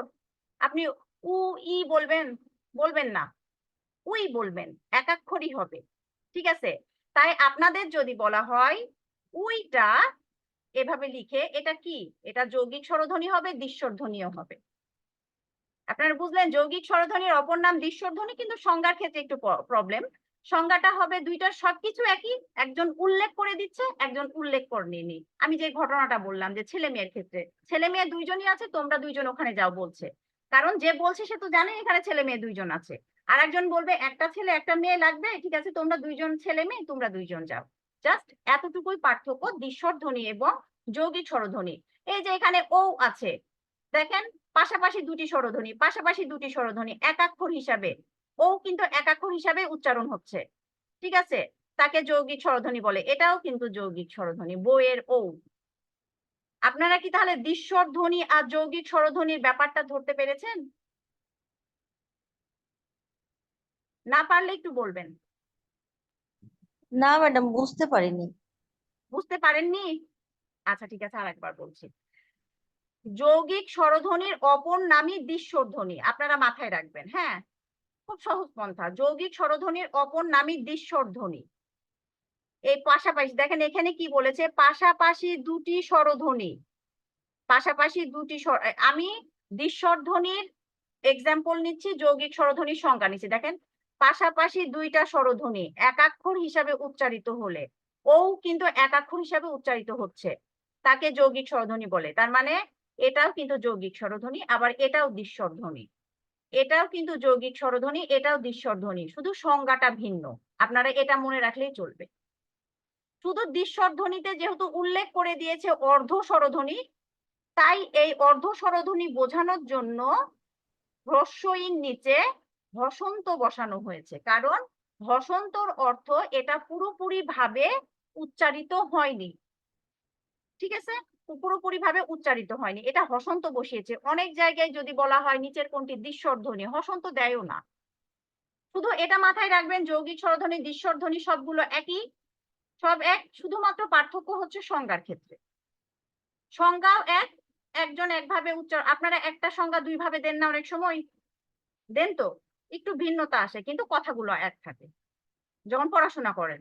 তো এটাই হচ্ছে তাই, যে এটা উল্লেখ করে দিয়েছে যে পূর্ণ স্বরধ্বনি অর্ধ স্বরধ্বনি একত্রে উচ্চারিত হলে, দেখেন ওই, ওয়ে কিন্তু এটা অর্ধ স্বরধ্বনি, পূর্ণ উচ্চারণ হচ্ছে না, ওটা কিন্তু পূর্ণ উচ্চারণ হচ্ছে। তার মানে পূর্ণ স্বরধ্বনি অর্ধ স্বরধ্বনি একত্রে উচ্চারিত হলে, ওই একত্রে উচ্চারিত হলে এটাকে দ্বিস্বরধ্বনি বলে। এটা কিন্তু যৌগিক স্বরধ্বনির এক্সাম্পল। তার মানে দ্বিস্বরধ্বনি যৌগিক স্বরধ্বনির এক্সাম্পল একই থাকবে, শুধুমাত্র সংজ্ঞার ক্ষেত্রে একটু মাথায় রাখলেই চলবে।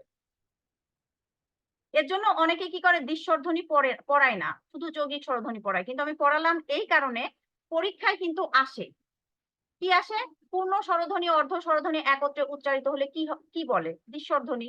আবার একটা ধরেন ওই নিচে কৌতুকের লিখে দিল, দিয়ে বললো এখানে হচ্ছে কৌতুকের ও এর ওটা কি, নিচে লিখলো দ্বিস্বরধ্বনি, তাহলে ওটা দ্বিস্বরধ্বনি হবে। কখনো যৌগিক স্বরধ্বনি দৃশ্যধ্বনি একই সাথে আপনার অপশনে থাকবে না, আপনারা একটা লক্ষ্য করে দেখবেন। ঠিক আছে, তো আশা করি এবার বুঝতে পেরেছেন। জি ম্যাডাম, বুঝতে পেরেছি। আচ্ছা ঠিক আছে, এবার আমরা পরে চলে যাব। এই যে এখানে শুধু লেখা আছে ওই যে ওই ও সম্পর্কে যাবতীয় কথা, যেটা আমি পূর্বেই আপনাদের পড়িয়েছি, যে মৌলিক স্বর বর্ণ হচ্ছে দুইটা, ওই এবং ও, সেটাই আসলে লেখা আছে, এটা আমি আগে আপনাদের পড়িয়ে ফেলেছি। এখন আমরা পড়াবো স্বরধ্বনির ভাগ। স্বরধ্বনি বিভিন্ন ভাগে বিভিন্ন ভাবে ভাগ করা যায়। তার মধ্যে একটা হচ্ছে উচ্চারণের কাল পরিমাণ অনুযায়ী স্বরধ্বনিকে দুই ভাগে ভাগ করা যায়। কি? একটা হ্রস্বস্বর, দীর্ঘস্বর। মানে যে স্বরধ্বনি উচ্চারণে কম সময় লাগে তাকে বলা হয় হ্রস্বস্বর, আর যে স্বরধ্বনি উচ্চারণে একটু বেশি সময় লাগে তাকে বলে দীর্ঘস্বর। এটা কথাতেই বোঝা যাচ্ছে, হ্রস্ব মানে কম সময় লাগে, দীর্ঘ মানে অধিক সময় লাগে। হ্রস্বস্বর 4টা, দীর্ঘস্বর কি 7টা, 7 আর 4 11। ঠিক আছে, এখন আপনাদের মনে হতে পারে এটা আমি মনে রাখবো কি করে? মনে রাখার অনেক টেকনিক রয়েছে, আমি একটু দেখাচ্ছি। আমরা যেহেতু পড়লাম ফার্স্টে হ্রস্বস্বর, আপনি কি করবেন? স্বরধ্বনি গুলো পাশাপাশি লিখে নিবেন পরীক্ষার হলে। লিখে নিয়ে কি করবেন? প্রথমেরটা হবে কি হ্রস্বস্বর, মাঝখানেরটা বাদ, 3 নাম্বারটা হবে হ্রস্বস্বর, তারপরে বাদ, তারপরেরটা হবে হ্রস্বস্বর, তারপরে বাদ, তারপরেরটা হবে হ্রস্বস্বর, আর এগুলো হবে কি দীর্ঘস্বর। আর আমরা যেহেতু জানি হ্রস্বস্বর 4টা, তাই 4 নাম্বারে যে থেমে যাবেন। আপনি 4 নাম্বারে যে থেমে গেলেন, থেমে বাদ বাকি সবগুলো কি হবে? দীর্ঘস্বর। বুঝতে পেরেছেন? আরো একটা টেকনিক বলি, টেকনিকের কিছু মানে অল্প কিছু, এটা তো ওভারঅল হচ্ছে ওভারঅল জানার জন্য। ওভারঅল ছাড়াও আর একটা টেকনিক আছে। কি? আপনি যখন কিছু জিনিস মানে 2-1টা মনে রাখার জন্য, সব মনে রাখার জন্য না, আপনি চোখ বুজে এটা পারবেন। এটা উচ্চারণ করার সময় কি করেন? হ্রস্ব ই, ই এর 2টা রূপ, একটা হ্রস্ব একটা দীর্ঘ, এটা কি করেন? হ্রস্ব ই মানে এটা হ্রস্বস্বর, দীর্ঘ ই এটা দীর্ঘস্বর, হ্রস্ব উ এটা হ্রস্বস্বর, দীর্ঘ উ এটা দীর্ঘস্বর। ঠিক আছে, এই 4টা এভাবেই মনে রাখা যায়। আর আমি ফার্স্টে যে টেকনিকটা দিলাম সেই টেকনিকটা দিয়ে মনে রাখলেই কিন্তু হবে। হ্যাঁ, এটা সিম্পল। হ্রস্বস্বর, দীর্ঘস্বর, আমি হচ্ছে স্বরবর্ণগুলো লিখলাম, লিখে প্রথমেরটা হ্রস্বস্বর, তারপরটা দীর্ঘস্বর, প্রথমেরটা হ্রস্বস্বর, তারপরটা, এভাবে লিখে 4 নাম্বার হ্রস্বস্বরে যে থেমে যাবেন, কারণ আমাদের হ্রস্বস্বর 4টাই। তারপরে বাদ বাকিগুলো হবে দীর্ঘস্বর। ঠিক আছে, এই টেকনিকটা অ্যাপ্লাই করবেন তাহলেই হবে। এখন আমি আরো পরের ইয়াতে যাচ্ছি। পরের কি আছে? উচ্চারণের স্থান অনুযায়ী স্বরধ্বনির শ্রেণী বিভাগ। আমি কি বললাম? আমরা ধ্বনি উচ্চারণ করতে আমাদের অনেকগুলো কি অঙ্গ প্রত্যঙ্গের প্রয়োজন হয়। ঠিক আছে, মানে আমাদের ফুসফুস থেকে শুরু করে নাক বা আমাদের ঠোঁট পর্যন্ত যতগুলো অঙ্গ প্রত্যঙ্গ সবগুলো সক্রিয় হয়ে যায়। এখন কি প্রত্যেকটা ধ্বনি উচ্চারণের ক্ষেত্রে কিন্তু প্রত্যেকটা অঙ্গ প্রত্যঙ্গ ব্যবহৃত হয়? এটা কিন্তু হয় না, আপনি উচ্চারণ করেন দেখবেন হয় না। তাহলে কি আমাদের জানতে হবে যে এই যে আমরা স্বরবর্ণগুলো বললাম, কোন বর্ণ কোন অঙ্গ প্রত্যঙ্গের সাহায্যে উচ্চারিত হয়, অবশ্যই সেগুলো আমাদের জানা লাগবে। চলেন আমরা সেগুলো জানি। প্রথমে আছে কণ্ঠ বা জিহ্বা মূলীয়।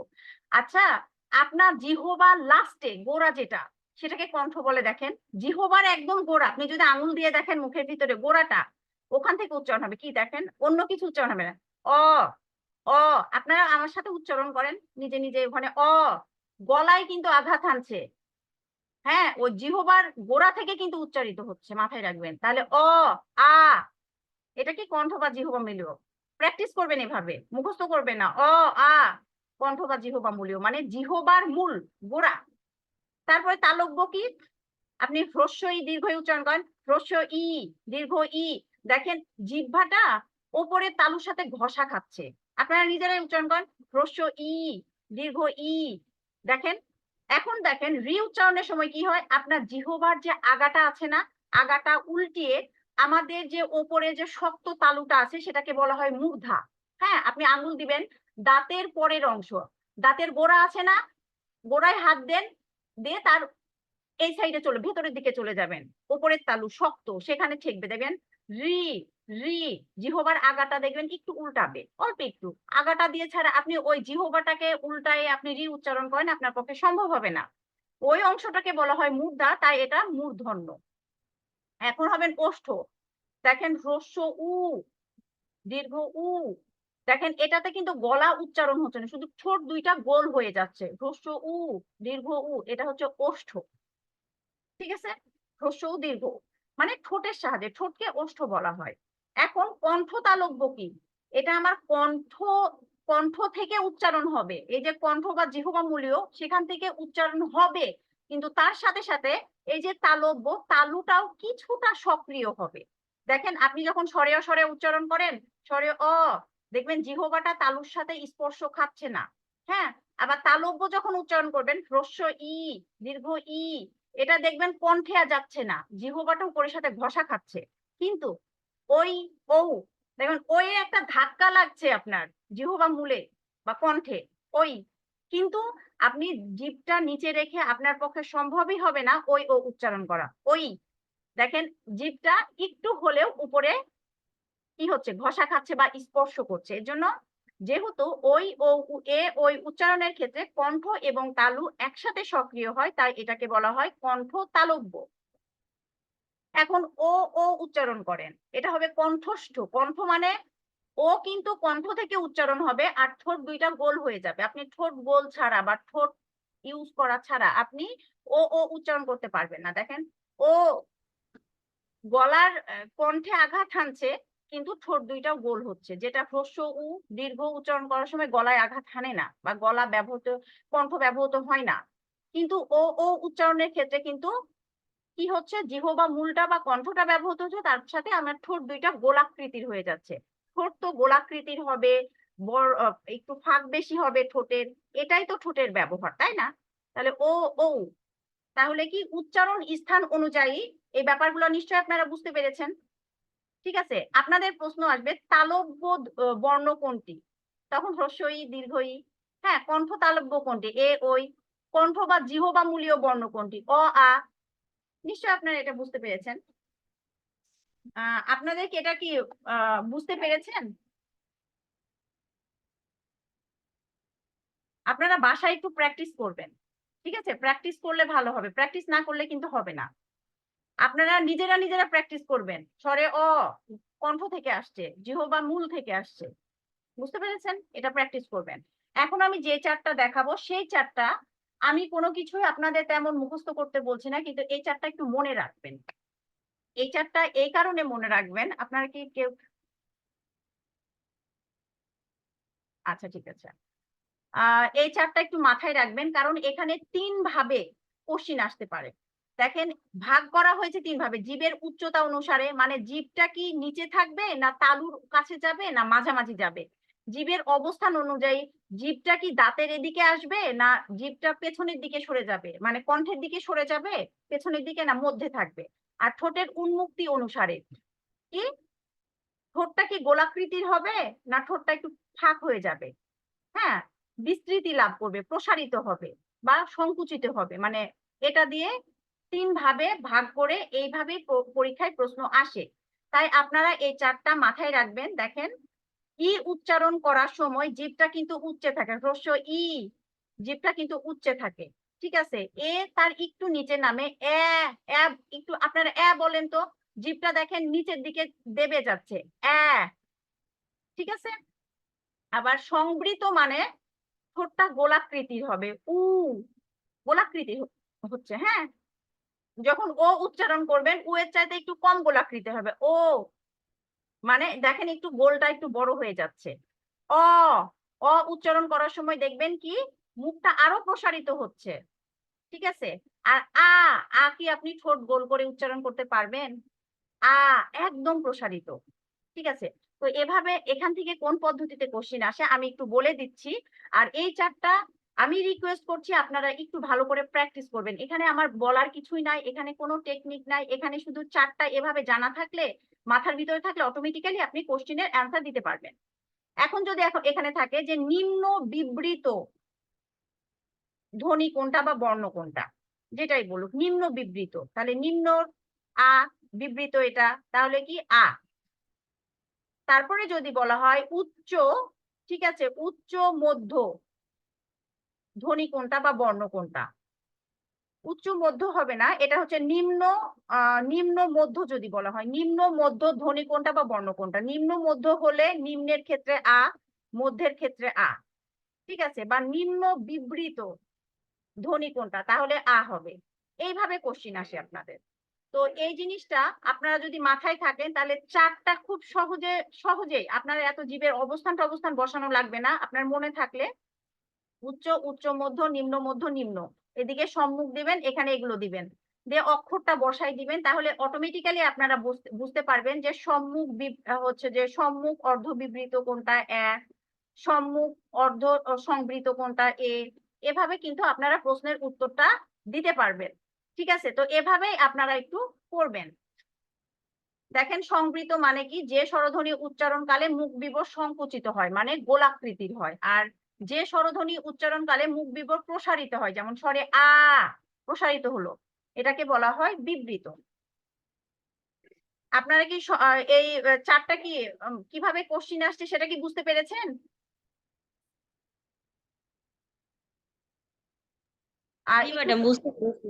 এটা একটু মাথায় রাখবেন। হ্যাঁ, আমি সবগুলোর কিছু টেকনিক দিচ্ছি, কিন্তু এটা কিন্তু একটু মাথায় রাখার মতো। এটা কিন্তু কোনো টেকনিক হবে না, যেহেতু 3 ওয়েতে করা হচ্ছে। তো তারপরে আমরা আরো কিছু অংশ স্বরবর্ণের পড়বো, সেটা হচ্ছে মাত্রা। এই জিনিসটা পড়বো, মাত্রাটা আসলে কি। এখানে প্রথম উত্তর, মাত্রা দুই ভাবে সংজ্ঞায়িত করা যায়, দুই সাইডের। একটা হচ্ছে অক্ষর উচ্চারণের কাল পরিমাণকে মাত্রা বলে। যদি বলা হয় অক্ষর উচ্চারণের কাল পরিমাণকে কি বলে, বলবেন মাত্রা। এখন এটা কি, এটা তো আপনাদের বোঝা উচিত। তো এই জিনিসটা আমি এখন আপনাদের বোঝাবো না, আমরা যখন ছন্দ বোঝাবো। হ্যাঁ, অমিত্রাক্ষর ছন্দ বলে না যে এত মাত্রার, 8 মাত্রার।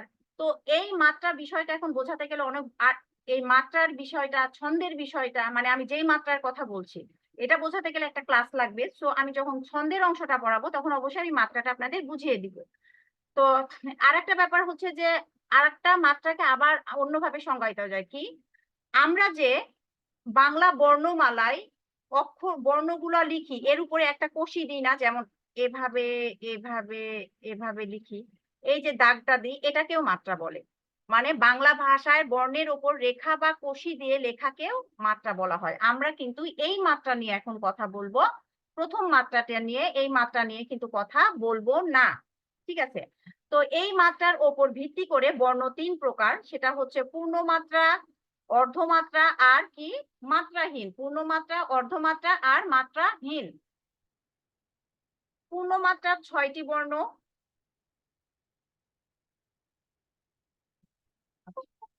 পূর্ণমাত্রার 6টা বর্ণ এগুলো, অর্ধমাত্রার একটা, 4টি এটা। এখন এটা মনে রাখবেন কি, এটা মনে রাখার একটা কৌশল হচ্ছে, ফার্স্টে পূর্ণমাত্রা, প্রথমে মানুষের মাথা ভর্তি চুল থাকে, মাথায় রাখবেন, তারপরে চুলটা একটু কমতে কমতে অর্ধেকে নেমে আসে, তারপরে একদম টাক হয়ে যায়। তার মানে কি, আমরা হচ্ছে স্বরবর্ণগুলো লিখবো, লিখে শুধু মাথায় রাখবেন যে পূর্ণমাত্রা 6টি। হ্যাঁ, প্রথমে মানুষের মাথা ভর্তি চুল থাকে, তো প্রথম হচ্ছে যে আমি একটু দাগ দিই, প্রথম হচ্ছে 6টা হচ্ছে পূর্ণমাত্রা, মানে মাথা ভর্তি আপনার চুল আছে। তারপরে চুল কমতে কমতে অল্প হয়ে গেল অর্ধমাত্রা, তারপরে একদম টাক পড়ে গেল, তারপরে 4টা। ঠিক আছে, শুধু মনে রাখবেন 6টা, একটা, 4টা। কোন 6টা মনে রাখার দরকার নাই, স্বরবর্ণগুলো মনে রাখলেই চলবে। মাথায় রাখবেন, প্রথমে আমাদের চুল থাকে না, চুল থাকে একদম ফুল পূর্ণ চুল, তারপরে অর্ধ চুল, তারপরে চুলহীন। মানে চুল উঠলে তো এই ধারাবাহিকতাই বজায় রাখে, তো মাত্রার ক্ষেত্রেও সেটা।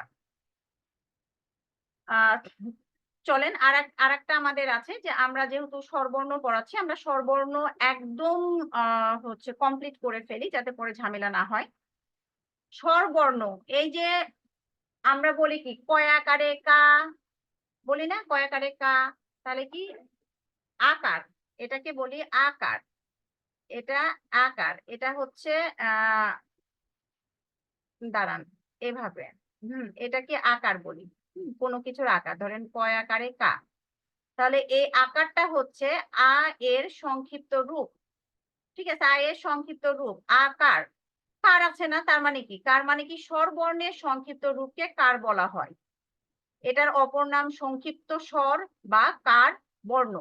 তো অনেক সময় আমাদের মাথায় থাকে না যে কারটা আসলে কার সংক্ষিপ্ত রূপ, ফলাটা কার সংক্ষিপ্ত রূপ। সিম্পল, আপনারা কয় আকারে কা, আকার, আকার, তার মানে কি আকারটা কি, আ এর সংক্ষিপ্ত রূপ, তাহলে কি হবে, আটা কি স্বরবর্ণ, তার মানে স্বরবর্ণের সংক্ষিপ্ত রূপ কি কার, আকার। ঠিক আছে, এখন হচ্ছে যে কোনো ব্যঞ্জন বর্ণের সঙ্গে যদি কার না থাকে, মানে ও হচ্ছে কার বর্ণ বা হর্ষ চিহ্ন না থাকলে, তাহলে ব্যঞ্জনটির সঙ্গে কি আছে, ধরেন আমরা লিখলাম ক, এর সাথে হর্ষ চিহ্নও নাই, কোনো আকার ইকার একার ওকার কিচ্ছু নাই, তাহলে আমরা কি বলবো, এখানে কি আছে, তাহলে কি আছে এটা, চলেন এখানে আমরা ধরবো, এখানে হচ্ছে অ আছে। কি, আমরা যখন ক লিখি, ককে যদি ভাঙি কি হয়, ক হসন্ত, এই ক হসন্ত হচ্ছে ব্যঞ্জন, ক এর ব্যঞ্জন রূপ, কারণ আমরা কি বলেছি, ব্যঞ্জন ধ্বনি উচ্চারণের সময় স্বরধ্বনির সহায়তা লাগে, এখানে অ আছে, মানে অ এর কোনো কার নাই, কিন্তু কোনো কার না থাকা, হসন্ত না থাকা মানে ক এর সাথে অ আছে, এর জন্যই অ এর যেহেতু কোনো সংক্ষিপ্ত কার নাই, তাই অকে নীলিন বর্ণ বলা হয়। যদি বলা হয় যে স্বরবর্ণ কাকে নীলিন বর্ণ বলা হয়, তাহলে বলবেন অকে, কারণ অকের কোনো অ এর কোনো সংক্ষিপ্ত রূপ নাই। এখন অ এর কোনো সংক্ষিপ্ত রূপ নাই, আর বাংলা বর্ণমালায় স্বরবর্ণ 11টি, 11টির যদি সংক্ষিপ্ত একটা সংক্ষিপ্ত রূপ না থাকলে বাংলা বর্ণমালায় কার বা কার বর্ণ হবে, অবশ্যই অবশ্যই 10টি। ঠিক আছে, এটাও পরীক্ষায় আসে যে বাংলা বর্ণমালায় কার বা কার বর্ণ কয়টি, সেটা হবে 10টি। এই যে কোন 10টি, আকার, ইকার, দীর্ঘ ইকার, হ্রস্বকার, দীর্ঘকার, ঋকার, একার, ঐকার, ওকার এবং ঔকার। ঠিক আছে, তো এই যে আমরা এতক্ষণ পড়লাম, এখন আমি আপনাদের কিছু প্রশ্ন অবশ্যই পরে করব, তার আগে কিছু কোশ্চেন সম্বন্ধে আমরা জেনে নিই। হ্যাঁ, আমরা জানি যে জানলাম স্বরবর্ণ 11টি। ঠিক আছে, আমরা এটা জেনেছি, আমি একটু এটা নিচে নামাই দিই তাহলে, আচ্ছা একসাথে নিয়ে নিলাম যাতে ঝামেলাটা কম হয়। হ্যাঁ, বাংলা ভাষায় স্বরবর্ণ হচ্ছে 11টি, এটা আমরা অবশ্যই জানি, স্বরবর্ণ 11টি, তাহলে আমাদের জানতে হবে স্বরধ্বনি কয়টি, অবশ্যই 12টি। কয়টা বলেন, স্বরধ্বনি কয়টা বলতে হবে, ভুল হলে হবে, সমস্যা কি, আপনি যে কনসার্ন, এটা তো আপনার প্রশ্ন দেখে আমি বুঝতে পারছি বা উত্তর দেখে, ঠিক আছে, আমিও ভুল করতে পারি, আপনারা সংশোধন করে দিবেন, কোনো সমস্যা নাই। হ্যাঁ, আমরা তো জ্ঞানের আদান প্রদান করতে আসছি, আপনারা অনেক কিছু জানেন আমি জানি না, আপনারা অবশ্যই আমাকে জানাবেন, আর যে প্রশ্ন করবে তাকে আমি পছন্দ করি। হ্যাঁ, ভুল প্রশ্ন করলে প্রয়োজনে আমি প্রশ্নটা সংশোধন করে উত্তর দিব, হ্যাঁ, তাও তাকে অ্যাপ্রিসিয়েট করি আমি। ঠিক আছে, কোনো ভয় নাই, আমি আপনাদের বড় আপু হই, এক কথায় বলা যায়, অবশ্যই আমাকে প্রশ্ন করবেন। স্বরবর্ণ আমি বলছি, স্বরবর্ণ 11টি, আমরা জানি যে মৌলিক স্বরধ্বনি 7টি, মৌলিক স্বরবর্ণ 6টি, যৌগিক স্বরধ্বনি 25টি, যৌগিক স্বরবর্ণ 2টি, এটা আমরা কি জানলাম। এখন আমাদের অনেক সময় আসে যে স্বরধ্বনি কয়টি, মৌলিক স্বরধ্বনি, মৌলিক স্বরবর্ণ, স্বরবর্ণ, যৌগিক স্বরধ্বনি, যৌগিক স্বরবর্ণ আছে, তাহলে স্বরধ্বনি কয়টি। আসলে এ ব্যাপারে বাংলা অভিধানে তেমন কিছু, যে আপনার বাংলা একাডেমি থেকে যে বাংলা অভিধানটা রয়েছে, তো সেখানে তেমন কোনো কথা বলা হয়নি, স্পষ্ট অক্ষরে বলা হয়নি, তবে বলা রয়েছে আন্তর্জাতিকভাবে ধ্বনিলিপিত স্বীকৃত বর্ণমালা অনুসারে, আপনার স্পষ্ট বলা হয়নি যে এই যে মৌলিক স্বরধ্বনি 7টি, মূলত এই 7টিকেই মৌলিক স্বরধ্বনি বলা হয়ে থাকে, এই 7টিকেই স্বরধ্বনি বলা হয়ে থাকে। এখন একবার একটা পরীক্ষায় প্রশ্ন আসছিল যে বাংলা ভাষায় ধ্বনি কয়টি, স্বরধ্বনি ব্যঞ্জন ধ্বনি বলেনি। হ্যাঁ, ধ্বনি কয়টি অনেকগুলা ইয়া ছিল, তার ভিতরে উত্তর বিভিন্ন জায়গায় আপনারা উত্তর পাবেন 41টি। তো আমরা পরবর্তীতে আপনাদের পড়াবো, সেটা হচ্ছে,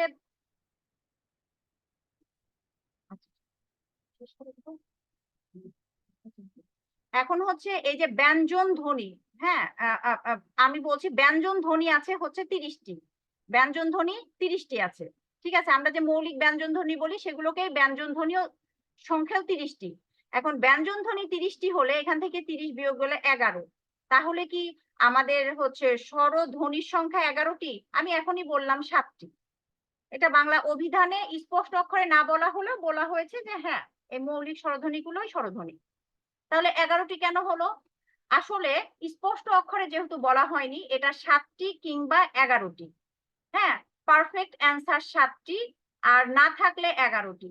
তাই যদি বলা হয় বাংলা ভাষায় ধ্বনির সংখ্যা কয়টি, সেখানে যদি 37 অ্যান্সার থাকে, মানে ব্যঞ্জন ধ্বনি 30 আর স্বরধ্বনি 7, তাহলে এটা সবচাইতে অ্যাপ্রোপ্রিয়েট অ্যান্সার। বাট যদি দেখেন যে না 41 উত্তর আছে, 41 উত্তর আছে, তার মানে 30 প্লাস পুরা 11টা স্বরবর্ণকেই স্বরধ্বনি হিসাবে কাউন্ট করা হয়, তাহলে কি এই সবগুলাকে এই 41, এই কোশ্চিনটা কিন্তু আসে, বলে না যে কোনগুলো গুলো। এইভাবে কোশ্চিন কিন্তু আসছিল একবার আপনাদের পাসপোর্ট অফিসে, যত সম্ভব 11-12 এই দিকে আর কি, এই প্রশ্নটা আসছিল। আপনারা বিভিন্ন বই ঘাটলে দেখতে পাবেন যে এই কোশ্চিন আসছে, সেখানে 41টা অ্যান্সার দেওয়া ছিল, কিন্তু তারা তেমন একটা কোনো ব্যাখ্যা দেয়নি। তো আমি সেটাই আর কি আপনাদের বলে দিলাম, 41টা। 37 হবে পারফেক্ট। যদি 37 থাকে, 41ও থাকে, অবশ্যই আপনারা 37টা দাগাবেন, 41 না। আর যদি 37 না থাকে, তাহলে 41 দাগাবেন। আপনাদের কি ক্লিয়ার হয়েছে ব্যাপারটা? ম্যাম আমি একটা প্রশ্ন করি। হ্যাঁ হ্যাঁ, অবশ্যই।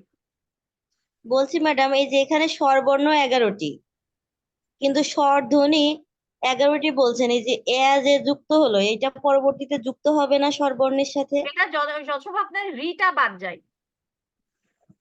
এটা যুক্ত হবে ও, কিন্তু রিটা বাদ যাবে। কিন্তু ম্যাডাম রি যদি আমরা উচ্চারণ করি, রি তো প্রতীকও আছে বর্ণ, তাহলে বাদ হ্যাঁ, যাবে প্রতীক কেন? আছে। এবার বলেন তো, রিটাকে কিন্তু অনেক সময় এই যে দেখেন, আমি কিন্তু রিটা উচ্চারণের সময় যেহেতু ধ্বনি বলা হয়েছে, আমি কিন্তু রি দিয়েও এটা ইয়া করতে পারি। আপনি এখন ঋণ করলেন, ঠিক আছে, ঋণ। আপনি কি ঋণ লিখলে, আপনি যদি এটা লিখা না কিন্তু ধ্বনি বলেছি, আমি যদি ঋণ বলি, আপনার সমস্যা? আপনি এটা লিখিত না, ধ্বনির কথা বলছি, এটা কি কোনো প্রবলেম হচ্ছে? No miss. প্রবলেম হবে না। না ম্যাডাম, প্রবলেম হচ্ছে না। তাহলে এটা আমি ধ্বনি উচ্চারিত রূপটা বলছি, আপনারা সেদিকে লক্ষ্য করবেন। লিখিত আচ্ছা ঠিক রূপের আছে। কথা কিন্তু আমি বলি নাই, ঠিক আছে। আমি এই যে দেখো দেখো, স্বর বর্ণের ভিতরে কি এ চলে আসছে? আসছে না কিন্তু। তো আপনাদের কি ধ্বনি সংক্রান্ত, মানে স্বরধ্বনি প্লাস মূল কিছু কনসেপ্ট সম্পর্কে কি ক্লিয়ার একটা ধারণা হয়েছে? জি মিস। আচ্ছা ঠিক আছে, আশা করি হয়েছে। তো আমি আর 2-1টা কোশ্চিন আপনাদের বলবো, দেখি আপনারা পারেন কিনা, ঠিক আছে। বাংলা স্বরধ্বনিতে কয়টি হ্রস্বস্বর আছে? 4টি। আচ্ছা, 4টি। জানি আপনারা পারবেন। বাংলা ভাষায় যৌগিক স্বরধ্বনির সংখ্যা কয়টি? 25টি। আপনার একজনই কিন্তু অ্যান্সার দিচ্ছেন, হ্যাঁ, আর কি কেউ নাই? আমার ক্লাসে কি আমি একাই, আর আপনি নয়, আর কেউ কি আছে? আচ্ছা আচ্ছা, ঠিক আছে।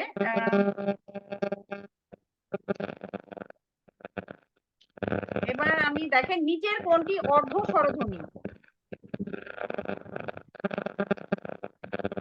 14 নাম্বার, একটু বলেন নিচের কোনটি অর্ধ স্বরধ্বনি? আপনারা কি আমার কথা শুনতে পাচ্ছেন না? ও, কেউ কথা বলতে চাচ্ছে যত সম্ভব, কিন্তু মনে হচ্ছে যে তার নেটের প্রবলেম আছে। আপনার ওই মাইক্রোফোনের সমস্যা নাকি, শোনা যাচ্ছে না ক্লিয়ার? আমার কথা কি ক্লিয়ারলি শোনা যাচ্ছে না? জি না ম্যাম। এতক্ষণ কি শোনা যাচ্ছিল? জি ম্যাম, শোনা যাচ্ছিল, এখন একটু দুইটা অর্ধ সমস্যা হইতেছে, স্বরধ্বনি আছে, এ এবং ও। শব্দ হইতেছে। সাউন্ড হয়তো বা অন্য কোনো জায়গায় থেকে হচ্ছে। আমি, আপনারা নিজেরা নিজেদেরকে মিউট করে নেন, যখন আমাকে কোশ্চিন করবেন তখন আপনারা আনমিউট করে কোশ্চিন করবেন, আমি রিকোয়েস্ট করছি। সকলে মিউট করেন প্লিজ। এখন কি শোনা যাচ্ছে আমার কথা? জি ম্যাম। আচ্ছা ঠিক আছে, আমার ইয়াতে প্রবলেম তো হচ্ছে না, কোনো জায়গা থেকে হয়তো বা সাউন্ড আসছে। আচ্ছা ঠিক আছে, 22 নাম্বারটার উত্তর দেন, এটা একটু কঠিন হবে, ঠিক আছে। জিভের উচ্চতা আমি অনুযায়ী তাহলে বাইরে থেকে ওনার মাইকে সাউন্ড হচ্ছে। আপনার, আমার কথা কি শোনা যাচ্ছে না নাকি? কথা শোনা যাচ্ছে মিস, কিন্তু এমডি শামীম আহমেদ আইডি থেকে উনি মাইক অন করলে তখন হচ্ছে গিয়ে একটা সাউন্ড হচ্ছে, যার কারণে হ্যাঁ, আপনার অন্য কথা একজন কথা শোনা বলছে যত যাচ্ছে না। সম্ভব আপনারা, আমি এর জন্য রিকোয়েস্ট করছি, এটা রেকর্ডেড ক্লাস। হ্যাঁ, এটা যেহেতু আপনারা পরবর্তীতে শুনবেন, যদি আননেসেসারি কোনো নয়েজ থাকে তাহলে প্রবলেমটা আপনাদের হবে। হ্যাঁ, আমি তো ক্লাস নিয়ে ছেড়ে দিচ্ছি, কিন্তু প্রবলেম কাদের হবে? আপনাদের। এই নয়েজ গুলো কিন্তু পড়ার সময় আপনারা শুনবেন, আমি শুনবো না। তো প্লিজ রিকোয়েস্ট করছি আপনারা নিজেরা নিজেদেরকে মিউট করে দেন, এবং যদি কোনো প্রয়োজন লাগে তাহলে নিজেরাই আনমিউট করবেন। আর যদি সেন্ট্রালি মিউট করি তাহলে প্রবলেমটা হবে আপনাদের, আমার না। আপনারা কোশ্চেন করতে জি পারবেন। ম্যাম, এখন এখন ঠিক আছে ম্যাম, এখন ঠিক আছে, মিউট করছে সে। আচ্ছা, ঠিক আছে। ঠিক আছে এখন। 22 নাম্বারটা দেখেন, জিভের উচ্চতা অনুযায়ী নিম্ন মধ্য স্বরধ্বনি কোনগুলো? ম্যাডাম ঘ নম্বর হবে, এ আই এবং অ। হ্যাঁ, হ্যাঁ, ঘ নাম্বার হবে। তো আপনারা পারছেন তো আমার মনে হয়। আর দুই একটা দেখি ভেতর থেকে কোশ্চিন করি। 20 নাম্বার দেখেন, চন্দ্রবিন্দু আসলে পরিবর্তিত রূপ কিসের পরিবর্তিত রূপ? অনুনাসিক ধ্বনি। হ্যাঁ, এই যে অনুনাসিক ধ্বনি। 21 নাম্বার বলেন, তালব্য বর্ণ কোনগুলো? তালু থেকে উচ্চারণ হয়, উচ্চারণ করেন, একটু উচ্চারণ করেন, উচ্চারণ করে answer দেন। জি বলেন, আমি শুনতে পাইনি। ম্যাম খ নাম্বার। হ্যাঁ, দেখেন উচ্চারণ করলেই পারা যাবে। আমি যে উচ্চারণ শিখাই দিলাম, হ্রস্ব ই, দীর্ঘ ই, আপনার কি জিভটা তালুর সাথে ঘষা খাচ্ছে, এ কণ্ঠ লাগছে, উ কি ঠোঁটটা গোলাকৃতির হচ্ছে, ও কণ্ঠও লাগছে, ঠোঁটও লাগছে। বুঝতে পেরেছেন? উচ্চারণ করবেন তাহলেই হবে। তো আশা করি আপনাদের সকল হচ্ছে যে কি বলবো, যে প্রবলেম সলভ হয়েছে। তো আমি কি আর পড়াবো আপনাদের, না এখানেই রেখে দিব আজকে? আজকে থাক ম্যাম, আর 1 ঘন্টার বেশি হয়েছে তো। আচ্ছা, আপনারা কি আমার পড়া কি বুঝতে পেরেছেন? জি ম্যাম, খুব সুন্দর করে বুঝিয়েছেন, কেন বুঝবো না। না, যদি কোনো প্রবলেম থাকে, কোনো কোশ্চিন থাকে, আপনারা প্লিজ আমাকে কোশ্চিন করেন, তাহলে আমি অ্যান্সারটা দেওয়ার চেষ্টা করব।